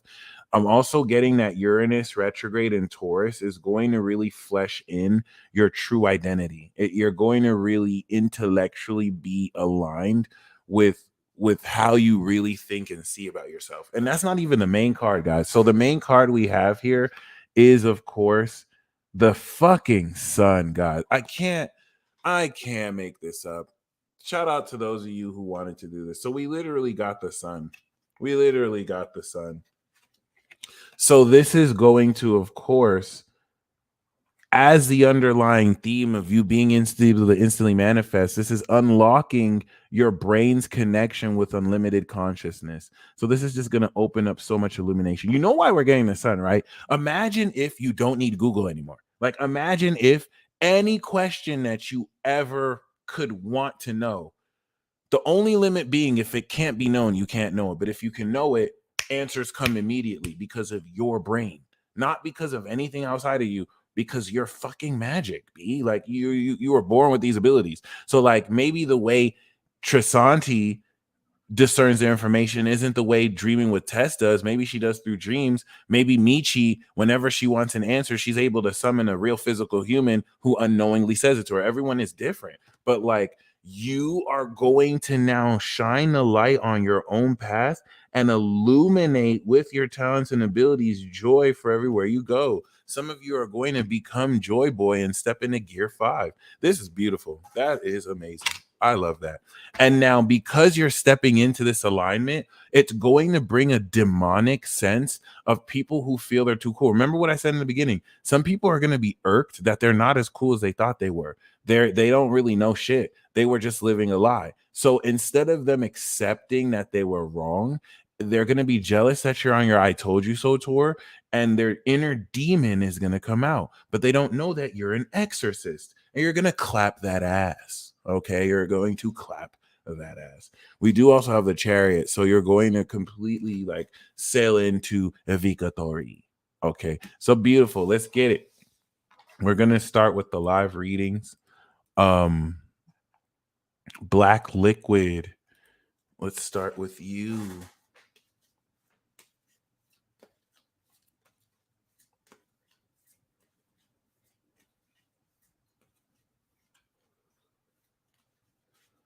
I told you so world tour. All right, Black Liquid, we have Temperance. So this is saying that this Uranus retrograde in Taurus is assuring balance in your life. You're going to be practicing a very practical element of alchemy that you have created yourself. And what's unique about it is it's going to go against the ways that other people traditionally do it. So it's not supposed to be like how other people do it. This is going to create greater space to do more of what you didn't have time to do and do less of what you do too much of.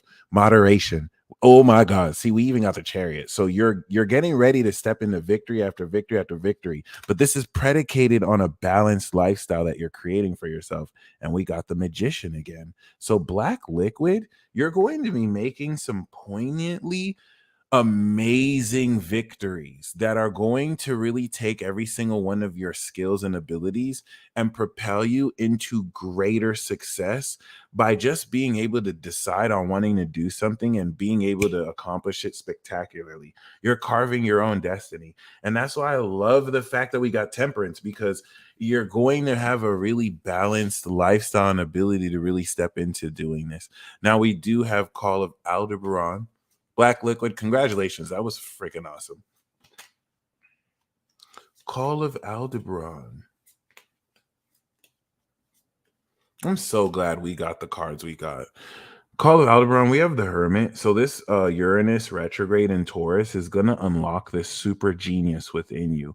It's going to integrate everything that you've ever learned, and you're going to be able to create your own unique technique based off of this. The inner light that you're going to be guiding yourself through will illuminate inner mysteries of your soul, with which will also allow you to navigate through reality in unique ways, bearing forth unique abilities that also align you to unique paths for you to really, truly, authentically live your own unique path. Now, we do have the Knight of Swords.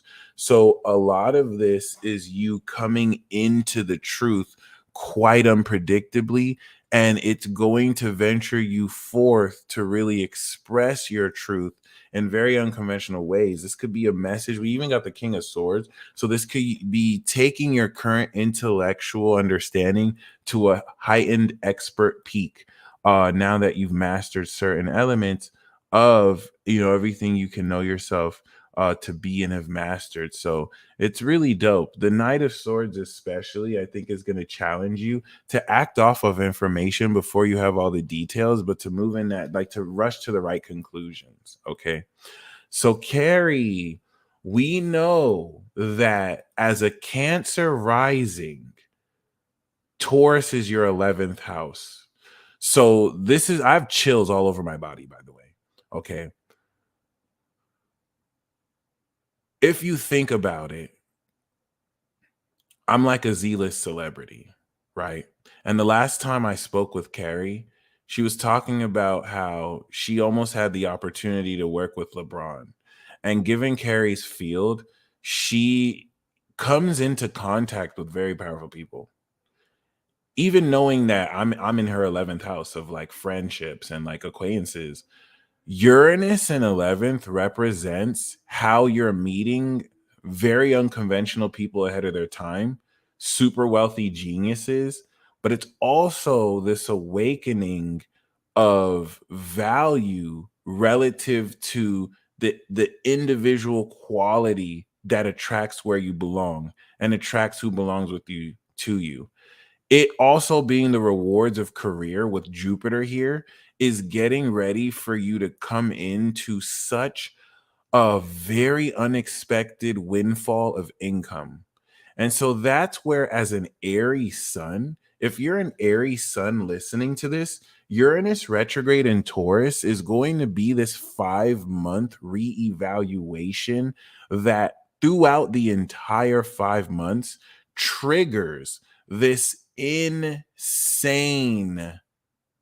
adjustment of finances that you will be effortlessly manifesting.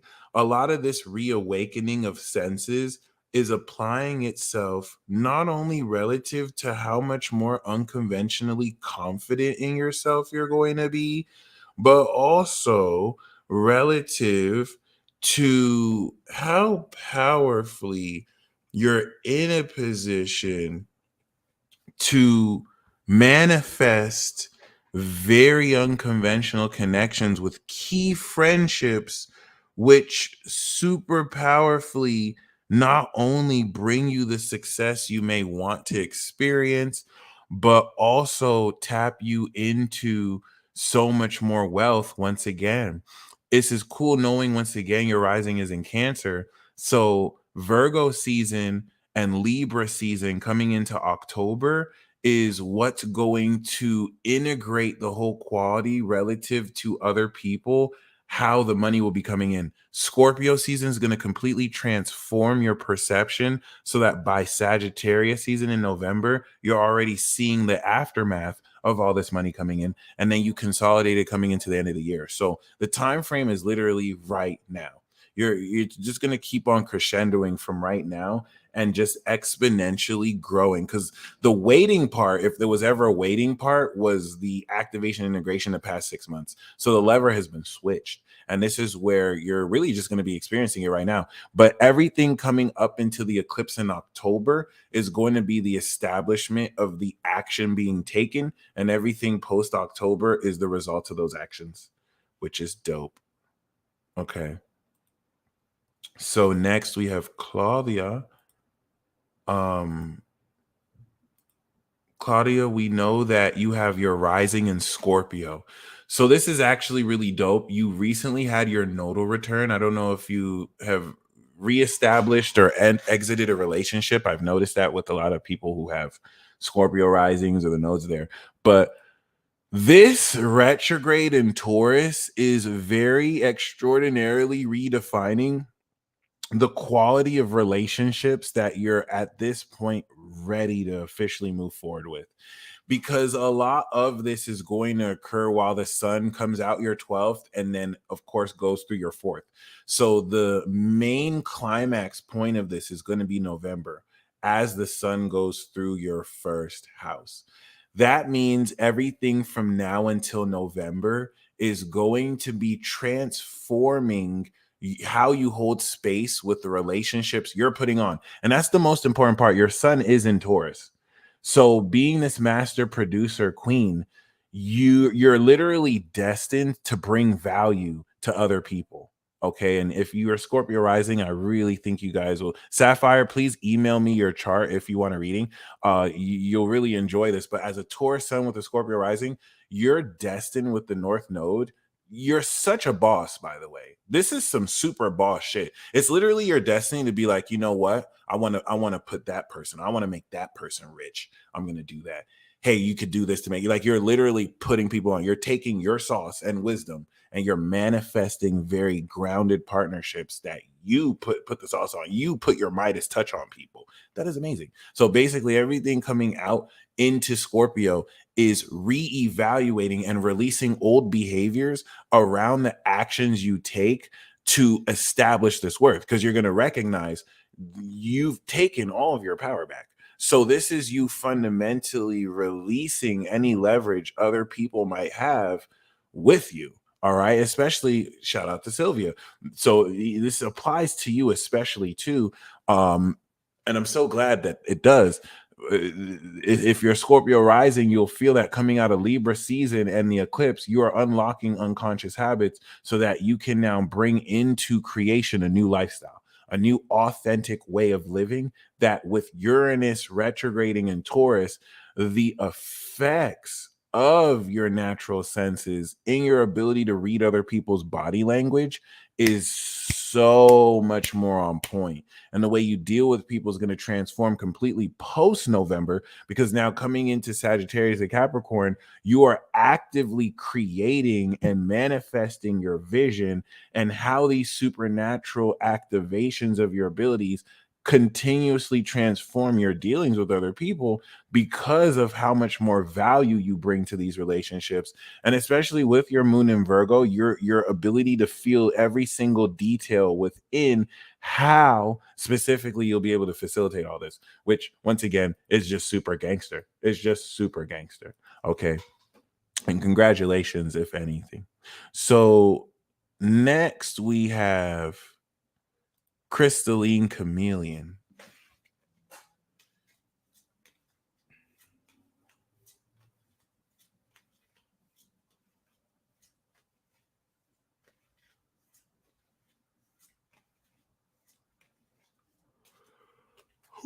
We do have the Magician. So you, once again, you're the one. This is saying that not only are you the one, you have the ability to connect one-on-one with people like a legend. And we do have the Seven of Cups, Lord of Illusionary Success. So you really Oh, Crystalline, the amount I think you sent was 20 when I converted it, so I assumed you just wanted a tarot card. I think you sent the equivalent of like $19. So relative to the cards we do have with the Seven of Cups, implementing altered states of consciousness, whether through microdosing or just creative visualization, this is going to really help you fully break through into your magical ability. And I get the sense you're already doing a version of this. So it's just something to keep in mind, of course, with the challenge to not lose yourself in escapism, but you already have the innate potential. So I think this is just going to really work out very amazingly for you. I think you're going to come into so much more results. So I'm going to do the charts first. Sylvia, you want to email me your chart to the peacedealer@gmail.com, and you can find the cost in the description box below. Okay. I'm going to do all the chart readings first, and then I will finish off with the tarot cards. I totally believe you have, and much appreciated. All right. Awesome. So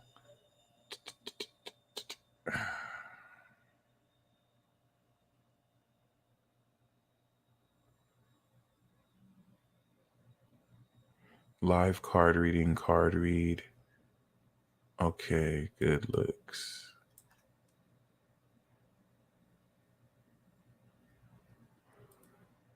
Meredith. All right.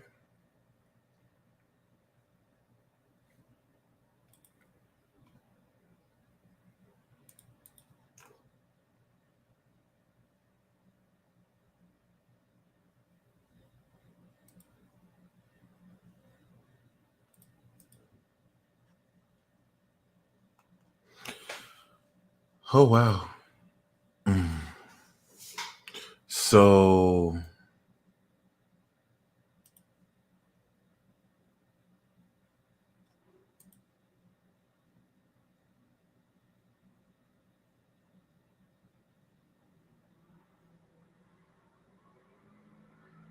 Ancient Rose and then Cranmer. Okay, Cranmer. Ancient Rose. I got that. Ancient Rose did 735. So I'm trying to see the order here. Lord Zazu. I'm not sure who Lord Zazu is.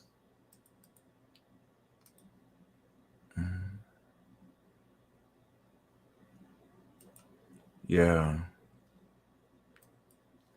Do we have a Lord Zazu? Ancient Rose, I definitely got your Cash App. Zazu, thank you. What did you send? Did you send? I definitely got your payment. I just want to know, did you send that? Were you the one who sent the PayPal, or did you send the Cash App? And King Sigma, appreciate you. I got your chart and I got your Cash Apps. Much appreciated. But yeah, could you please just let me know what's up with that?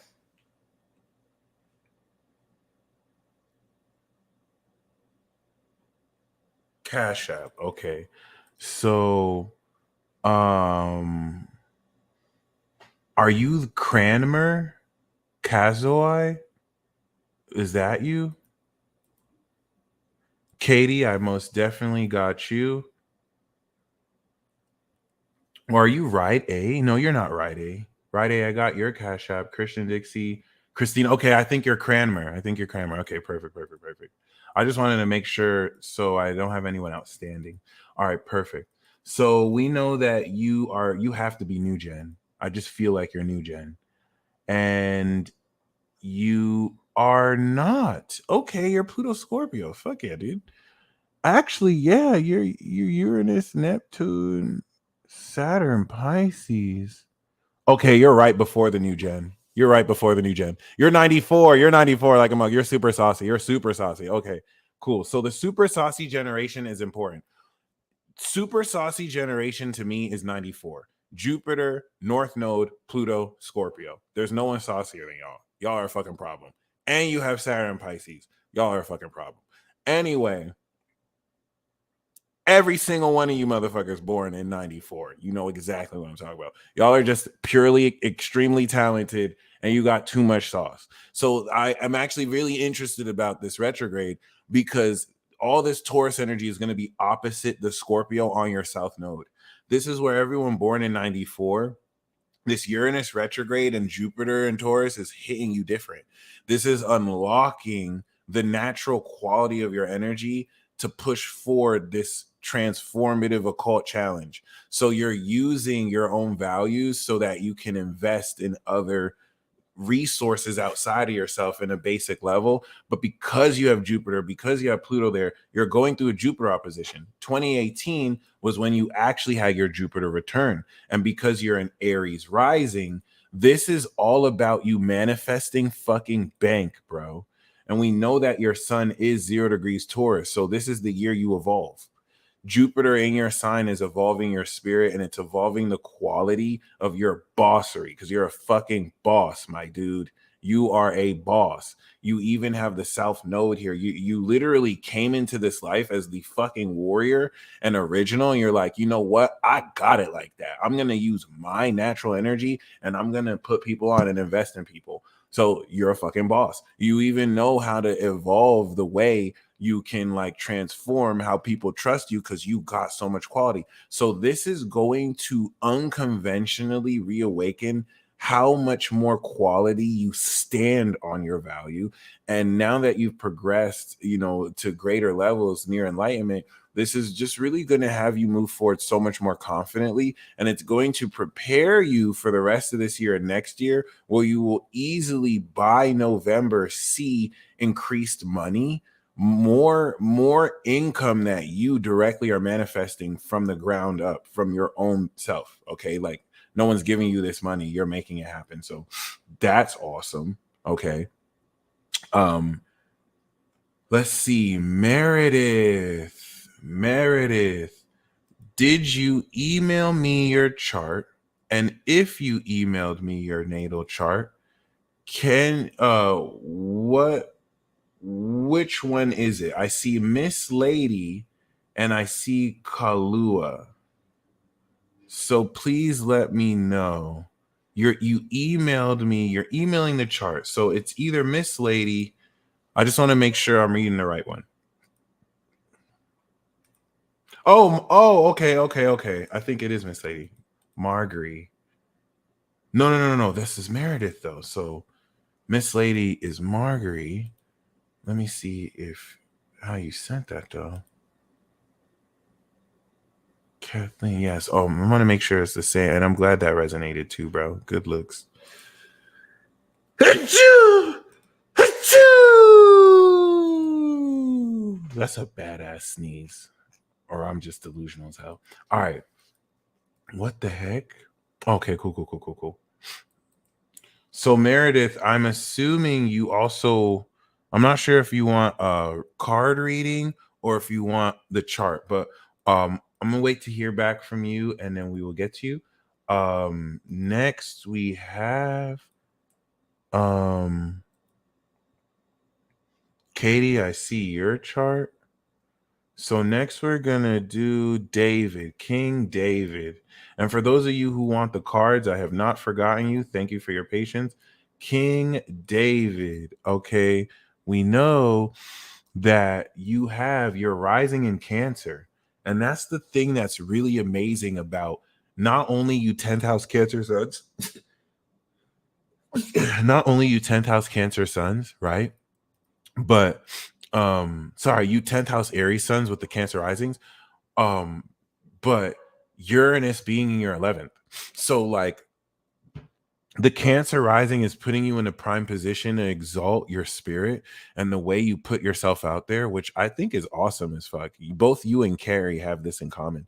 It's just Carrie has the angel soul, the Gemini moon, and you have the celestial soul, the aqua moon.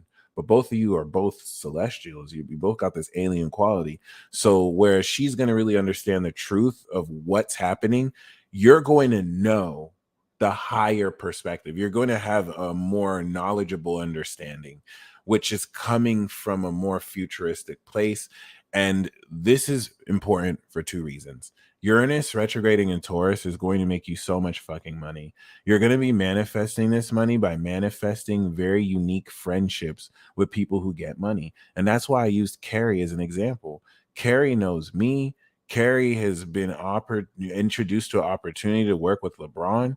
Carrie works with very powerful people relative to her profession, her 10th house profession. So she is able to manifest friendships with very unique people that add wealth to her. Thank you, Meredith. So this is what you're going to also experience, King Sigma. It's just with the square with your moon in Aquarius, there's an understanding of knowledge that you have with which may not necessarily make the most sense to other people. So that's really challenging you to not compromise on what you know, because it's going to seem alien to other people. Why you're coming at this with an approach of already being able to discern how things are going to play out before they happen. If you can overcome that kind of like challenge, then you're just going to be king whiz with it. And this effectively, as we break through the next 3 months, is going to prepare for you to move forward and mobilize a team of people who not only add to your wealth, but if really in its simplest form, you're just going to make so much more money. But this is going to really transform the way you're able to tap into these income streams. And I think that's the most exciting thing to look forward to, especially knowing that subsequently you will come into your own Jupiter return. And of course, with, your moon in Aquarius, the quality of how you're going to know beforehand is just going to take into account that supernatural quality. Okay. So Christina, you sent me you still want the card. I'm gonna pull you 2 cards, Christina. And I'm so glad that resonates. Meredith, what name Kamenek. What name did you email me with? Meredith, I got the Cash App, but I don't think I got your email. But maybe you did. I just want to make sure. I see Miss Lady. Oh, no. Oh, okay. Oh, you gave me permission. Good looks. Thank you so much. Yeah, I'm definitely going to do that. So, yeah, Meredith, please email it to thepeacedealer@gmail.com. You emailed it with your name, but I did not receive an email with your name. Oh, okay. Alicia, your email went to spam for some reason, but I just got it out from spam. That's wild. Meredith, I don't see your email though. Unless, so I see Sapphire for Alicia. There we go. Thank you. So Alicia, I got your chart. Let me see. Where's Katie? Sapphire. Thank you. So I got your chart, Sapphire. But yeah, Meredith, are you sure you emailed me your chart? I want to make sure that we are Gucci here.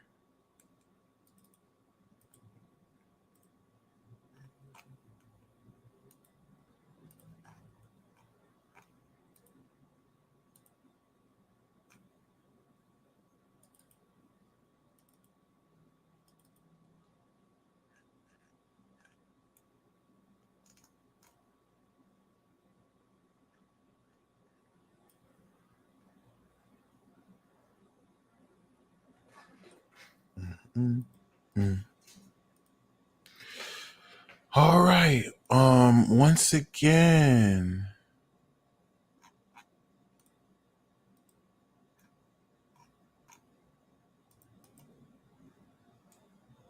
All right. So yeah, this might be a Mercury retrograde thing. My email is thepeacestealer@gmail.com. Unless Kahlua. Wait, Kahlua, did I get?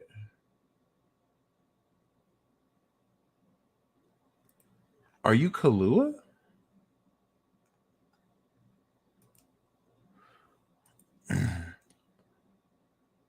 Okay, Meredith, my bad. Are you Tuna Kahlua? Is that you?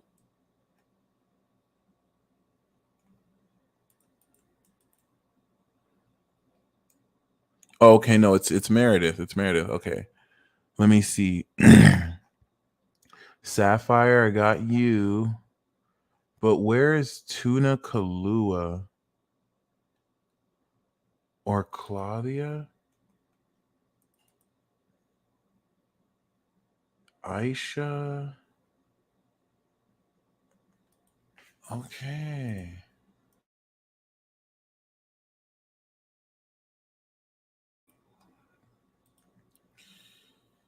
Katie, I definitely got you. An Ancient Rose, I definitely got you. For sure. I just want to make sure I got Meredith, did you what email did you send it to? I want to make sure that maybe you're not spelling the email wrong, or I just checked my spam, so it's not in there. But yeah.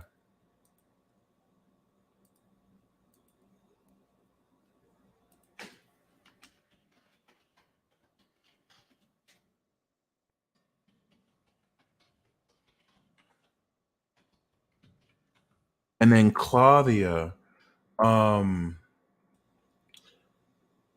wait. I got Kathleen.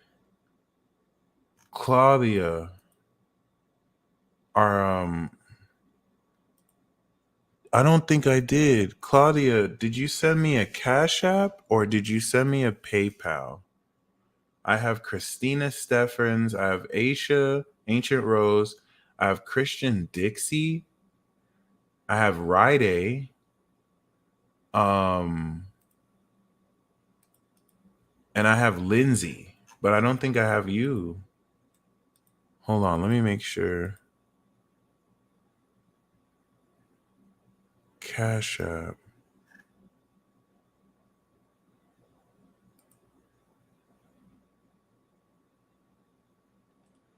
Oh, Wilma, for the transit interpretation, just email me your chart, or you can email me your sun, moon, or rising. Okay. And then the email is if you paid for a live reading. And then you can also order on the website. Okay. Cash App. Thank you, Meredith. I got your chart. Beautiful, beautiful, beautiful. Okay, there we go. There we go. And then Claudia.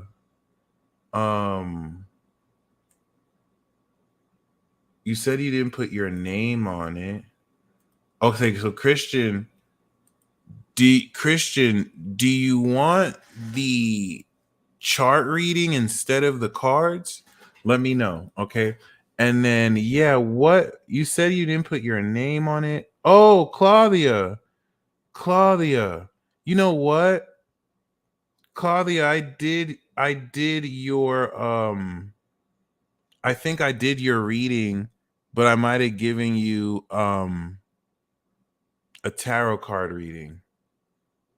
So let me read your chart then. Oh no, yeah. No, you sent me your chart. No, yeah, Claudia, I did your reading. Oh, there we go. No wonder, Claudia, I actually did your reading first. So if you go back, you were one of the first two.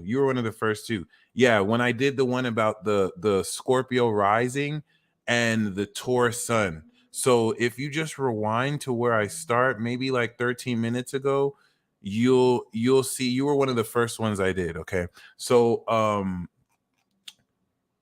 Meredith, we know that your rising is in Virgo, your sun is in Virgo, Mercury and Mars is in Virgo. Jesus, you're pretty nice. Oh, and you're ascended, Sag Moon. Oh my God. Oh my God. No, you don't. Okay, first I have to give you this alien construct article. Because so you have Moon in Sagittarius with Jupiter 29 degrees Sagittarius. I was not familiar with your game. You are not from here. You are literally the ascended master, not in the Pisces way. Yeah, Claudia, I actually gave you a transit reading. So if you go back into the beginning, I read your chart. I didn't give you a card reading. I gave you a natal chart reading. So if you just actually go back, you'll see it. You were the Scorpio rising Taurus sun that I read, and I gave you a really great reading too. So please make sure, let me know if you can find that. You were one of the first ones I did. Okay. Meredith, once again, your chart is legit. Your chart is super legit. I think I'm in love with your chart. You are like the embodiment of the mastery of magic. Like you're one of those. You're one of those alien magi's. Like you can literally change a situation based on how you analyze and say what you say. Your chart is legit. 29 degrees Jupiter in Sag, Moon in Sag, Neptune in Sag. You be having clairvoyance. You like, I just have to make sure we're clear on that. You are on point. You are the embodiment of perfection and mastery. And your word is so sharp. You have so much integrity in your word. Everything that you say crystallizes. This is where the time lag that it takes a while for people doesn't take for you because you are so on point. I just have to make sure we're clear on that. You are magic. So now that we've established that, this Uranus retrograde in your ninth is reevaluating how this supernatural sense awakening enables you to now ground more unconventional philosophies. Because now that you're seeing your magic is augmented, which by the way, as a Libra rising, you have superpowers. So you have Pluto and Uranus in the second house in Libra. That's some of the most extremely unconventional superpowers that one can have. At this level, your ability to psychoanalyze is so on point with the clairvoyant understanding as a critic unveiling hidden meaning that if you had just met somebody for the first time and they're drinking a glass of water, you know why they cry at night. You know that they wet the bed. You know the issues they had with their mom. Like how much you analyze someone is way too much for what they've done. Like people just have to do the most minute of things and you can break down their character. This is a currency. You can extremely transform the bridging of partnerships with your social personality, having this goddess level social quality of perfection, which I just want to make sure it's beautiful. So this is going to really show you how much more practically you're able to really enhance and evolve your philosophy as you're also going through your rising star year, because now Jupiter going through your ninth house is bringing you to a higher quality and level of how much success you're getting ready to gain coming into next year, Jupiter and Gemini, where your whole career is getting ready to blow. So I think that's really the most excited thing to look forward to. Saturn is literally preparing you for marriage, divorce, business partnerships. It's raising the standards of the level of relationships that you enter and the standards that you allow people to, because you're so magical. This opens you up to be influenced by everything, but instead you end up influencing everything. So gangster. So a lot of this is going to coming out through the end of the year. Prepare for a lot to shift. And that's really what I want, especially going through the ninth house. If you're if you're in a teaching role, a lot of the things you will be teaching will not only break through. November is going to create the axis where you're going to be learning new abilities. And from November to May, by May, you've mastered these abilities. You'll be more reinforced in your teaching towards. And everything that you've been learning since May of this year, by November, you've now condensed the purity of it to where you can teach what you've learned and express it in very psychological ways, which is awesome. Kalua. Oh, so this is Ride. So you're Ride. IA. Oh, it's pronounced I. Kalai. Right? Kalua, Kalai tuna. So right A, you wanted a chart reading. Okay. Got you. Let's actually do you right now then.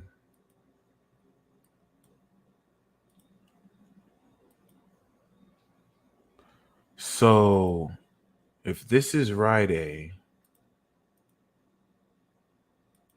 okay, Kalai tuna. All right, yeah, Pisces Sun, Libra Moon, Transformer. You got Zeus, Mars, Algol, Apollo on your Libra Moon, your Transformer gang, like myself. All right, Christian, I got you on the chart. Sapphire, I also got you on the chart. So yeah, Kalai as a Hades, Kronos, Cancer rising. Even though the green is like the current transit, so really as a Cancer rising, your Volca, I really like these asteroids you have here, by the way. These are really badass. First of all, we have to establish you're a ninth house Pisces sun. Ninth house Pisces suns are some of the biggest monsters ever to exist because they can see the unseen, and everything that they imagine influences reality based on their beliefs. So, I mean, I don't think a lot of people even know that they just reality warp just casually. And thankfully, we know your Transformer gang, Scorpio signature. So you have this really uncanny understanding of balancing how much more you can imagineer your situation. So knowing that this 11th house transit for you is going to really strengthen the attitude around how you communicate with your acquaintances and how you directly manifest all the right people who are meant to be around you. This is even more mind-blowing. Oh, email, date, reading, BC. Okay, appreciate you, Sapphire. So yeah, that's also very important because it puts you in the position to, with the eclipse, unlock this social foundation of balance so that you can come into the success you're meant to manifest. The North Node going through Aries is manifesting this very authentic direction of what success in your career is supposed to look like. And this is exceptionally important, being that you are a leader of the new school, fam. You are new gen. So you're at such a young age going to be put in a position that very powerfully has you define what you're meant to be doing. And this is where the Uranus retrograde in Taurus is going to reawaken who you sense you're meant to be coming into this success with. How these influences really set your attitude and what language you now subsequently imagineer this success. So over the next 5 months, this is not only going to prepare for Jupiter and Gemini, which is going to release unconscious habits because now you're seeing success that you didn't see before, but it's also going to put you in a position to really also, oddly enough, make a fuck ton of money. But I feel like for you, it's much more tied towards the vocation of how exactly you're living your life versus what kind of money you're making. Okay. Next we have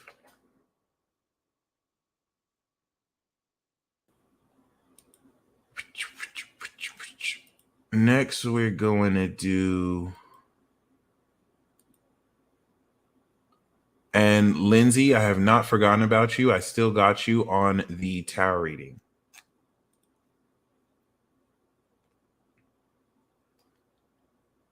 Christina Steffens, I also see you got a tarot reading as well.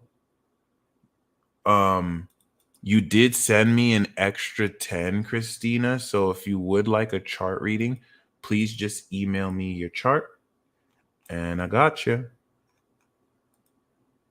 Wilma Dickens, please email me your chart or just send me your sun, moon, rising. So next we're gonna do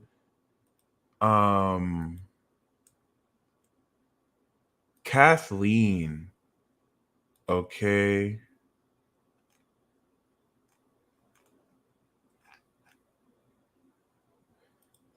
Katie, thank you very much for your patience. All right. We know that your moon is in Cancer, but more importantly, you are also a Scorpio rising. You are, for all intents and purposes, the holy Kundalini goddess. So the Kundalini goddess archetype is Sun Pluto, rising Pluto. And this is even more important because you're going through your nodal return. So you've had your Saturn return, you're going through your nodal return, and now this, after the South Node has unlocked your Scorpio energy, you're now in a position to harness the full strength of your Kundalini goddess strength and energy. And the reason why this is important is because maybe up until this point, that was just a concept for you, where now it's going to be fully real. This is some of the strongest energy anyone can have.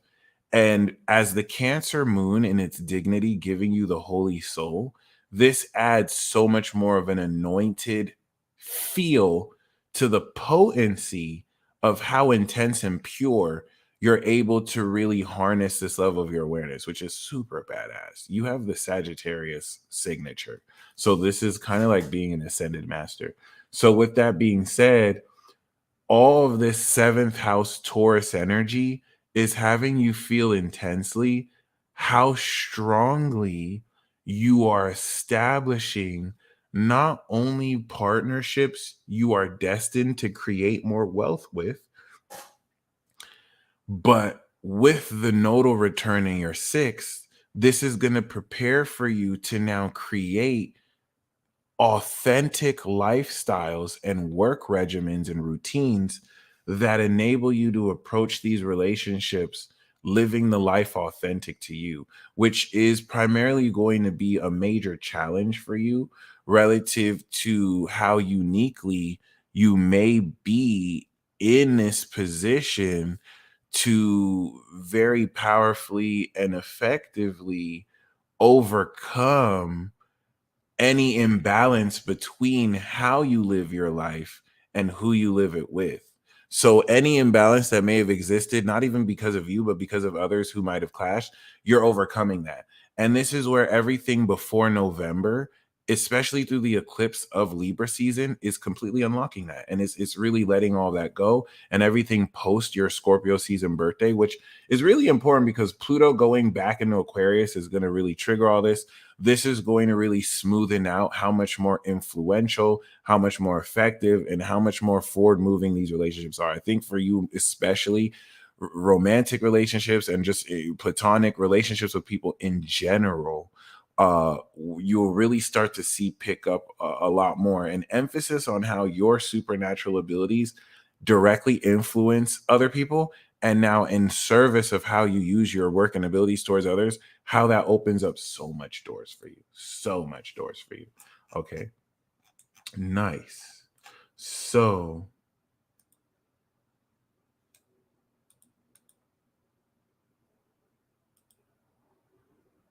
Crystalline Chameleon.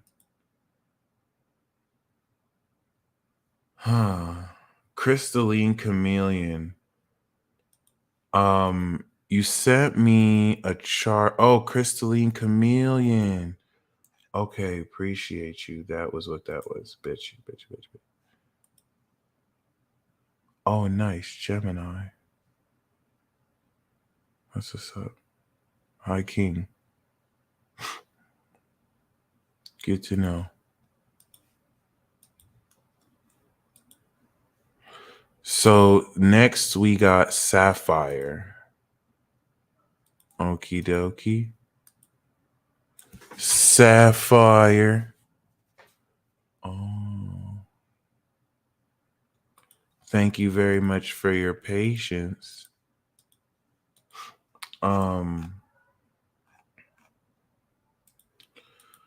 We got, oh my goddess. So you, oh my goddess. All right, Sapphire, you're getting this alien construct. Please study this alien construct article because you're a gangster. You're like a pure gangster that people don't know is a gangster until it's too late. Okay, Wilma, welcome to God Squad. Okay, you will get access to the extended magic moon messages as well as the cosmic energy tune-ups. Sapphire, your chart is legit. You are like this ascended pure goddess queen. Oh my god, your alien constructs are so cool. So you got Uranus and Mercury on your moon in Sag. So you have the ascended ability to manifest everything you visualize, and you can come into a clear, cognizant understanding of what the deeper meaning things of things are. People will take advantage of your passionate nature, and it's going to look as if you're irrational because you don't need to follow a logical model to come through a lot of the truth. And that terrifies people. This is why you be thugging like you're a straight gangster. 29 degrees Saturn on the first house near your rising, you're a gangster. You're a superpower. You have so much integrity and in this embodiment of wisdom as the pure queen you are, the ascended God level pure queen you are. So I just want to establish that because with this post nodal return, Uranus is going to reawaken how you bring this intensity towards other people and how you are actively transforming relative to this awakened quality of your own intensity relative to people who can actually match you, and how you're able to apply this discernment towards others in ways that science would call fantasy. This is going to reawaken these supernatural senses for you specifically, especially since your soul is not only ascended, but super genius, right? Towards this very extraordinary quality of discerning people's body language. People's bodies are going to snitch to you more than ever before. Okay. And it's definitely going to put you in a position to very powerfully, Crystalline Chameleon, since you're still here, I'm going to talk about your chart. So I appreciate you and your patience. This is definitely, Sapphire, going to change the whole game for you relative to how much more efficiently you're able to naturally grasp the intentions of people and influence how you partner with them. A huge element of this is Uranus, that's King Kunxing your Uranus. So it's going to integrate relative to your values, not only how you live your life with this eclipse, but how you're getting ready to really complete yourself with the right people who really match you. So I think that's going to be very, very interesting, especially because you do have Venus on Pluto. So your heart is extremely pure.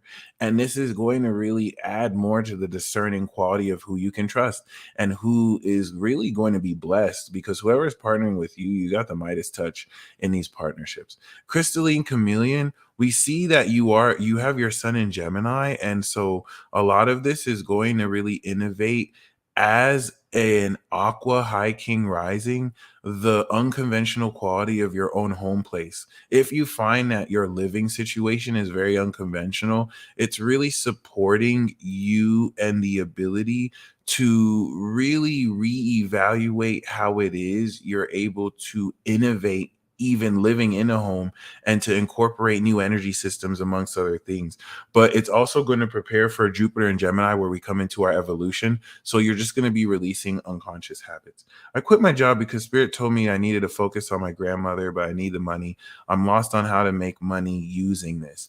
Sapphire, that's a really, really, really interesting point. We know that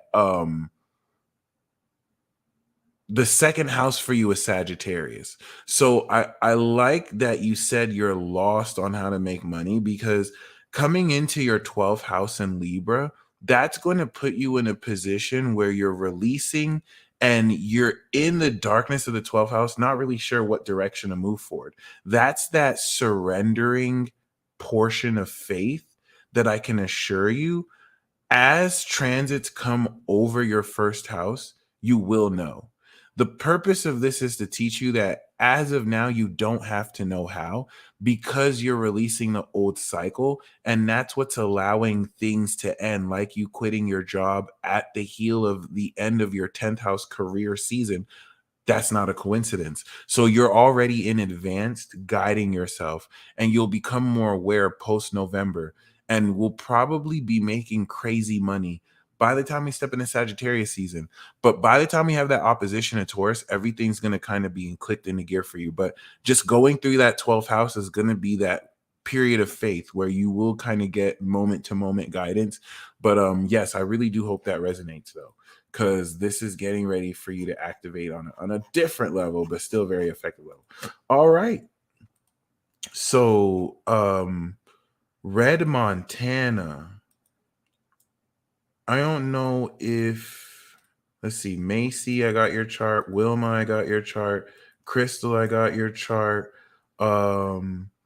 Christian Dixie, I got your chart. Ancient Rose, I got your chart. But Lindsay, I'm gonna read your card now. Let me see. Christina, can you please email me your chart again? Let me see. Red Montana. I don't think I have it.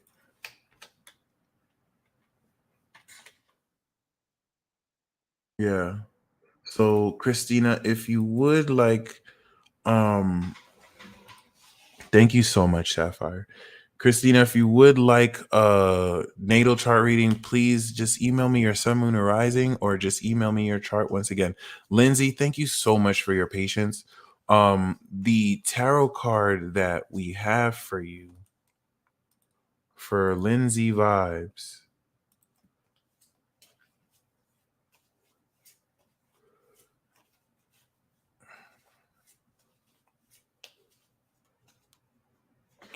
Lindsay, we do have the 9 of Cups. I feel like your patience is being rewarded.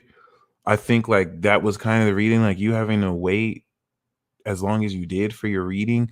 It doesn't have to be an omen or anything, but I feel like this wish come true card is just kind of it being as an underlying theme. It's not like a worth the wait type of card. It's just saying that, you know, everything, and I mean everything that you may have been desiring, or the sense of satisfaction is going to be what you are continuously manifesting during this retrograde. And we do have the 8 of Swords, Lord of Shore and Force. So this, as you're reawakening your spiritual senses, it's going to remove all the blindfolds off of you and the inhibition that might have held you back with limiting beliefs. And when you remove the blindfolds out, you're going to realize you have been manifesting all of your wishes. So this is literally just changing limiting beliefs throughout this period, because you're reawakening supernatural senses. That's helping you see a lot more clearer. Okay. Next, we have Christian Dixie. Okay, Christian, we know that you got the Leo rising. So a lot of this Uranus in Taurus retrograde is going to reawaken a lot of the value you have on your own career path.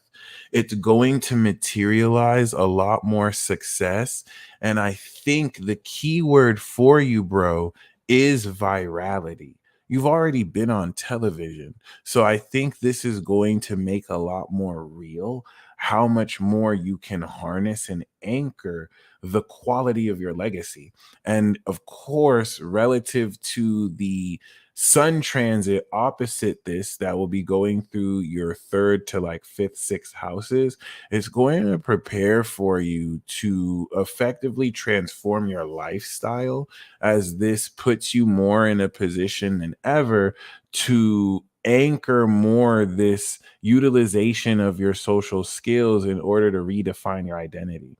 So lots of legacy work, which now it's a fancy way of saying wealth, really. So this is going to secure a lot more wealth, but this of course is less about the money you're making and more about the quality of your career path and how much more freedom you have to manifest what it is you want in your career path. Of course, we'll also get the standards of enhanced senses, being able to smell, hear, and feel so much more psychically, so much more strong or strengthened. But I think there's a huge emphasis on a greater practicality on both the direction and quality of what you're manifesting and putting out there in the world. Okay. Next, we do have Ancient Rose. Thank you so very much for your patience. Aisha, we know that you have your rising in Leo as well. Okay.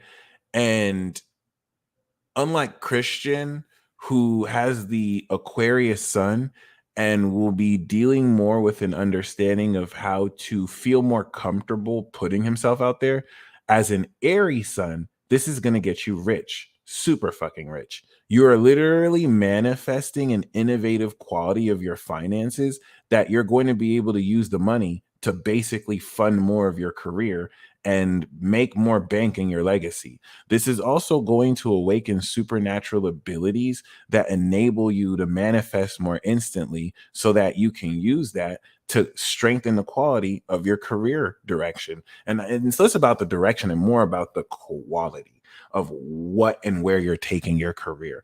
What's really interesting is you, of course, have Jupiter and Saturn in Virgo. So the grand Earth trine that's forming is also going to now anchor so much money, because and this is where, like, since you already have great discipline in the Virgo, you have a total analysis of how you manifest very practically.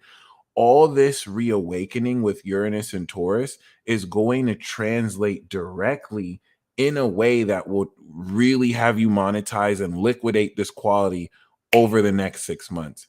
It's also going to bring into account the shade that you are being thrown because of people in different demographics and ways of life who feel like your success is so unconventional.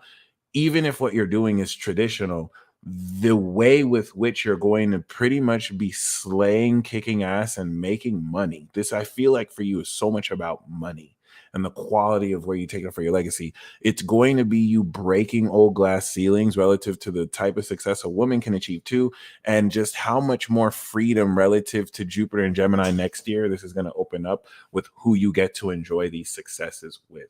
So Ancient Rose, I hope you enjoyed that reading, because that's pretty dope. I'm not gonna lie, like, you kind of being set up like so, Leo rising, Aries sun, this is really going to reevaluate post Mercury retrograde, raising the quality of how much more confident you are. And not really, by the time Uranus is not retrograde anymore, you're going to feel like you don't need that much people outside of yourself, because you've manifested most of what you need. People are coming to you for your resources.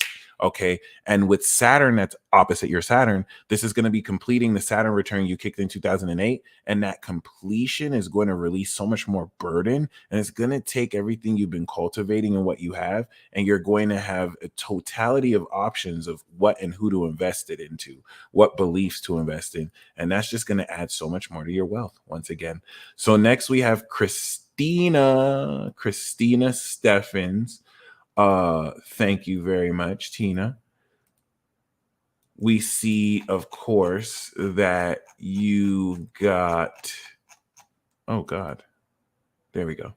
You have, oh my God, there we go. Yes, Sun, Uranus, Pluto, Mars. I think I sent you that alien construct, Miss High Queen Tina. All right. If not, please let me know. I have to send you that again. Your chart is one of those charts. Okay. You are original classic power. The original classic. T.I. and Cardi B have this sun and moon.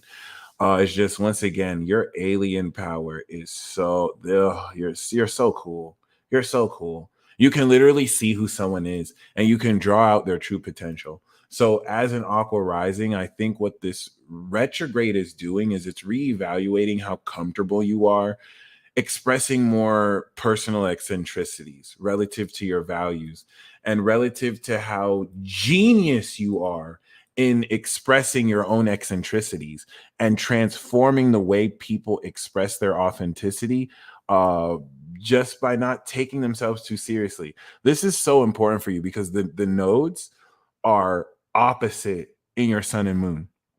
Okay, let me send you that alien construct article. The nodes are on your sun and moon. So this is putting you in a position to really complete on how you're taking this social awareness of everything you because like with your awareness, you are literally years ahead of society at all times. You're able to look at the trends of society and just know what's going to happen based on what people are talking about, based on what's trending. And so you take this individual quality of your soul and you inject that authenticity towards that social axis. You're going to be using this awareness to unlock how not only to feel authentic into yourself, okay, but also how personally to direct the nature of the money you're going to be manifesting, especially since with your second house in Pisces, Saturn and Neptune is constructing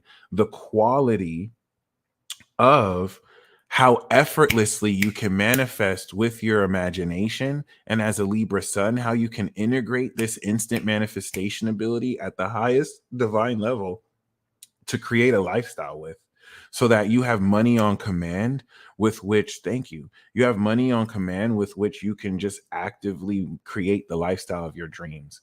This is what the retrograde motion of Uranus near your fourth house is going to really help facilitate, so that you have a strengthened quality of a base foundation that enables you to lean more into your manifestation ability and rely less on actual real world infrastructure. It's going to fundamentally transform how it is you teach sociology directly or indirectly, because of the effect of these abilities you're pretty much breaking through, and how it influences those you're directly around, and in the conversations you're having with other people you are directly around as well. This is definitely very potent. Once again, everything post November will kind of see this drag through your legacy. And by the time you come into next year, where Jupiter is in Gemini, it's going to go over your Saturn, and it's going to really harp more on how the power of your word expands on this foundation you have essentially evolved and leveled up. Okay. Next, we have Crystal Star, Miss Sagittarius, in the 12th house at that, which is really cool. Your chart is legit, my friend. Sun, Moon, Uranus, South Node, and Jupiter, and Neptune in the 12th house. You are one of the most ascended ultimate legends that once I make that World War Zero episode, I really hope you see. That episode is for people like you and me, but you are on a whole nother level, my friend. I can safely say that you come from the future, and you are meant to, at this goddess level, take everything that you see and assist humanity or people who you feel are true to the game, so that you can show them how to apply the right thoughts to live their life, because you are able to see beyond this realm. But the challenge is, no one's going to believe that you see what you see, because you're a goat. You're the embodiment of integrity. The quality at which you see this is at such a heightened supernatural level. It's going to just be very hard for people to accept that you really got it like that. And I mean, Jesus Christ, this is where now this Uranus retrograde is going to be able to take this ability, and in the most unconventional level, you're going to be able to integrate it practically to where now people will believe what you're saying. Because before, where it was hard to put into words, now you're able to, through your body language, show people without even telling them. You're able to tell people without telling them. And it's what you've always been doing. But the quality with respect to time of your ability to do it is just going to be instant. It's going to be automatic. And this is going to prepare you for next year and the next year after that, where through Jupiter and Gemini and Cancer, you're able to integrate this manifestation of these enhanced talents into your relationships. And now it's just going to speed. I feel like your relationships with people are lagged because you have to spend so much time explaining how it is you know what you know and what you perceive. And this retrograde is going to severely shorten the time lag. And you're not going to have to deal with that lag. And now it's going to be like you're straight on direct. Now people are going to be telling you what you would normally be telling them because you've created a wireless connection with them. And I think that's the biggest breakthrough here for you. You're no longer really having to wait for people to catch up on your level, because it's not that they're at your level. I don't think they could ever be at your level, but it's definitely much more greater efficiency in how much strength and quality you're able to integrate your awareness. And I think it's just going to be a very much more empowering feeling for you because you're Capricorn rising. The effects of this are going to be more pronounced post January. So once we come out in November, December, this is going to really evaluate and give you this ascended breakthrough of seeing how all of it's integrating. And then by the time we're in Capricorn season, boom, you're now directly utilizing this realization, and it's just going to be so much more real. It's going to be so much more practical, and you'll wait so much less, if anything. Okay, so next we have Macy. Thank you, Macy. Macy, we see that you are a main character with 29 degrees Scorpio rising, which is super badass. Especially if you're and your new generation. I'm giving you an alien construct article. So you literally are an embodiment of transformation and the underworld wisdom and lore. So you just know too much. And you have a mastermind, 29 degrees Mercury. God damn. That is amazing. So you really just super psychic for no reason. And you have a come on, pick one, Macy. How are you going to be a main character, a transformer like us, a divine elite soul, and you got the master 29 degree rising and mastermind? Like, we get it. You a main character. We get you're important. And you're chosen by destiny too. Like, you got the North Node on your sun. You literally come from the ancient future. So, like, you're not the normal main character of a movie. This is ridiculous. You're pretty much ascended. Holy shit. All right. My bad. I got carried away. So I want to talk about your Pisces moon, because being a divine expression of courage and passion and love, this is getting you ready to pioneer your leadership of the new school. This is something that, of course, as a builder of the new Earth, Saturn and Taurus, for those of you born 98, 99, and 2000 with Saturn and Taurus, you're also going through your Jupiter return. So what Uranus is doing here is it's innovating ahead of your Saturn return the karmic lessons and also the work ethic that will innovate what you're destined to establish, if anything, which in some cases is working smarter than you work hard. But because you have Mars in Scorpio, this is going to really frustrate and trip you up unconsciously so that you can learn to get out your own way. Please hit the description box below and you will be able to join the queue. I want to emphasize this once again, because for those of you who are new generation, you have Uranus and Aquarius. So you guys are going through a very interesting square with Uranus squaring your Uranus. It's taking these extra dimensional advanced concepts and it's starting to innovate the quality of how you can ground it. So imagine if there was a piece of technology that existed for every crazy idea you had that you realize isn't as crazy as you thought. This is you fundamentally engineering this in your lifestyle in a way that functionally directly affects other people, and how you bring this wisdom directly to other people. Now, compound that in the fact that you are a main character and you are super intuitive and psychic. This is going to make you aware of how you're influencing other people in your career and how you're able to come into greater success. But it will really reawaken your senses around your behavior and, more importantly, how naturally you're able to integrate this behavior in relationships. So just be very mindful of whatever challenges arise in your dealings with other people. And when it comes to behavioral patterns, that post Virgo season will enable you to also analyze how this changes your career approach and effectively the amount of money you make relative to this change of your career approach. Next, we have Wilma. Okay, Wilma, we know that you have your moon in Scorpio and your sun in Taurus. And with your rising in Sagittarius, we know that you are ascended.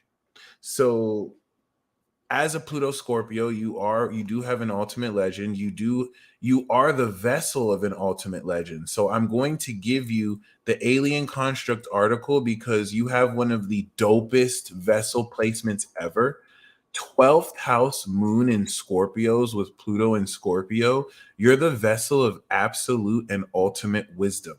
So people won't necessarily understand why you have an intangible, innate psychological understanding of things that you weren't even present for. You're ascended. You got it like that. You be seeing. So as a Taurus sun, this is going to be really beautiful because you're going to reawaken how to take this intangible element of your psychological proficiency with your imagination and fully ground how you can materialize this, just like the ascended level magic goddess level personality you are. And I think that's very, very, very important to establish because as a Sag rising, you have Neptune in the second, and you actually also have Uranus and Saturn on. You're a gangster. You're a gangster. I didn't know you were born in like 87. You're a gangster. See, you gangsters here getting these readings. This is wild. Okay, I didn't know you have Saturn and Uranus on your rising. So this is even deeper. You literally have visualization superpowers and you're a bit of a reaper. So this is going to balance how instantly you're able to manifest entire lifestyles. Certain people, and I'm so glad, that means so much because feeling that in the 12th house, you might have felt isolated, that you've always known this, but it's like, oh, no one's gonna believe this is real. It's not that no one believes this is real, it's that you're an ultimate legend. You have legendary status. You literally are like 1 out of 7 billion. Like little to nobody will know the depth of which you kind of get at certain things, so they're not able to know. And this is where your ability to just, certain people can manifest money instantly. You're getting ready to manifest entire lifestyles easily. So everything that the money comes with, it's like certain people can manifest $100,000 easily, which is a lot, but you can manifest $100,000 lifestyle or $1 million lifestyle just like that. And there is a difference, and it's really dope that you're coming in to kind of finalize this, because what this is going to prepare you for next year, you're getting ready to step into very significant relationships, very significant partnerships. You're going through a nodal return, which is going to really unlock so much creativity. I'm really happy for you. And I'm glad this is wild because I feel like you're going to feel so much more like yourself as you're leveling up into who you've always been, especially if you want to take into account that this depth of wisdom comes from a past life. So now you're finally being able to ground it into this physical vessel and feel more like who you've always been as your Saturn is getting ready to integrate. You're a badass, Wilma. You are not only a queen, you're legit. I'm very honored I read your chart. And I think blessings will come to me because of that. Anyway, that's it, y'all. I think that's the last reading. I did not expect to be here for 2 hours. You guys came through. Thank you so much. Okay. You guys stay blessed as always. Whew. And until next time, peace. Yay.